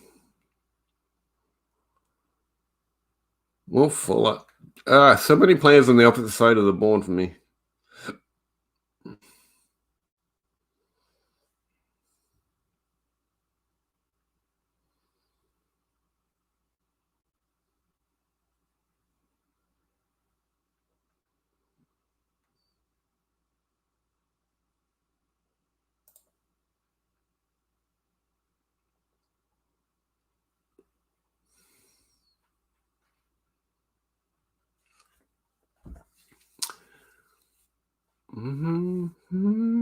Ingram and Gesicki seem to be targets for mine.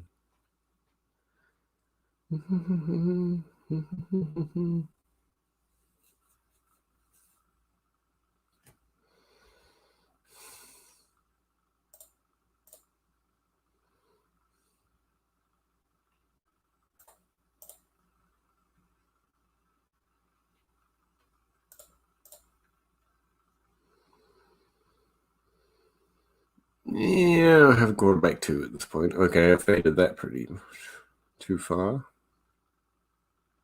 That Miles Gaskin pick.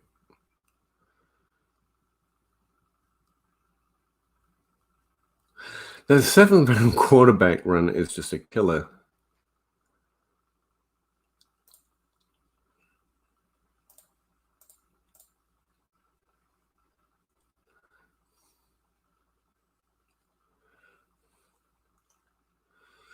If a quarterback falls to me in the 7th, I think I'm taking him.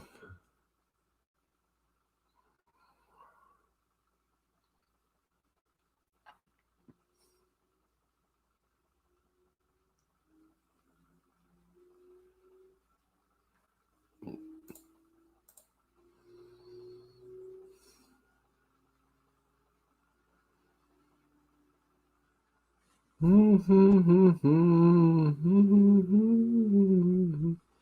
can see why people really like Laviska Shenault at this point. He's fallen really far for a good rookie. Well, he's an okay rookie.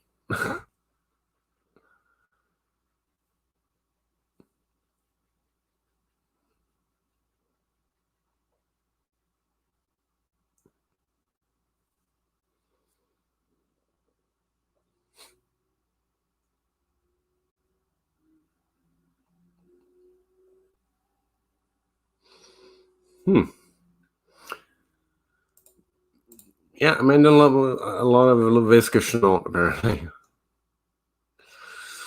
All right. Highly recommend Andy's draft tool and Kevin's ADP, both linked below. Make sure you check out the FF Threads link. That's where that draft sheet we just built is going to be with ADP as current as they can make it. and all that formatting and cool scoring history and putting Addison's database to use. So, yup. Or hit me up directly on Twitter at Pahowdy, or any other form of communication with me you can find, I guess. Appreciate you checking it out. If you did, if you didn't, screw you. Just joking. Not really, though. And I will see you again next Monday or Tuesday or both, because that tends to be where I stream. Good luck in the Scott Fishbowl, the rest of your leagues, and let me know if I can help, I guess. Really appreciate it, guys. That's 3 hours and 20 minutes. I'm out. I'm roasted. Roasted? See what I mean? Appreciate it. Bye.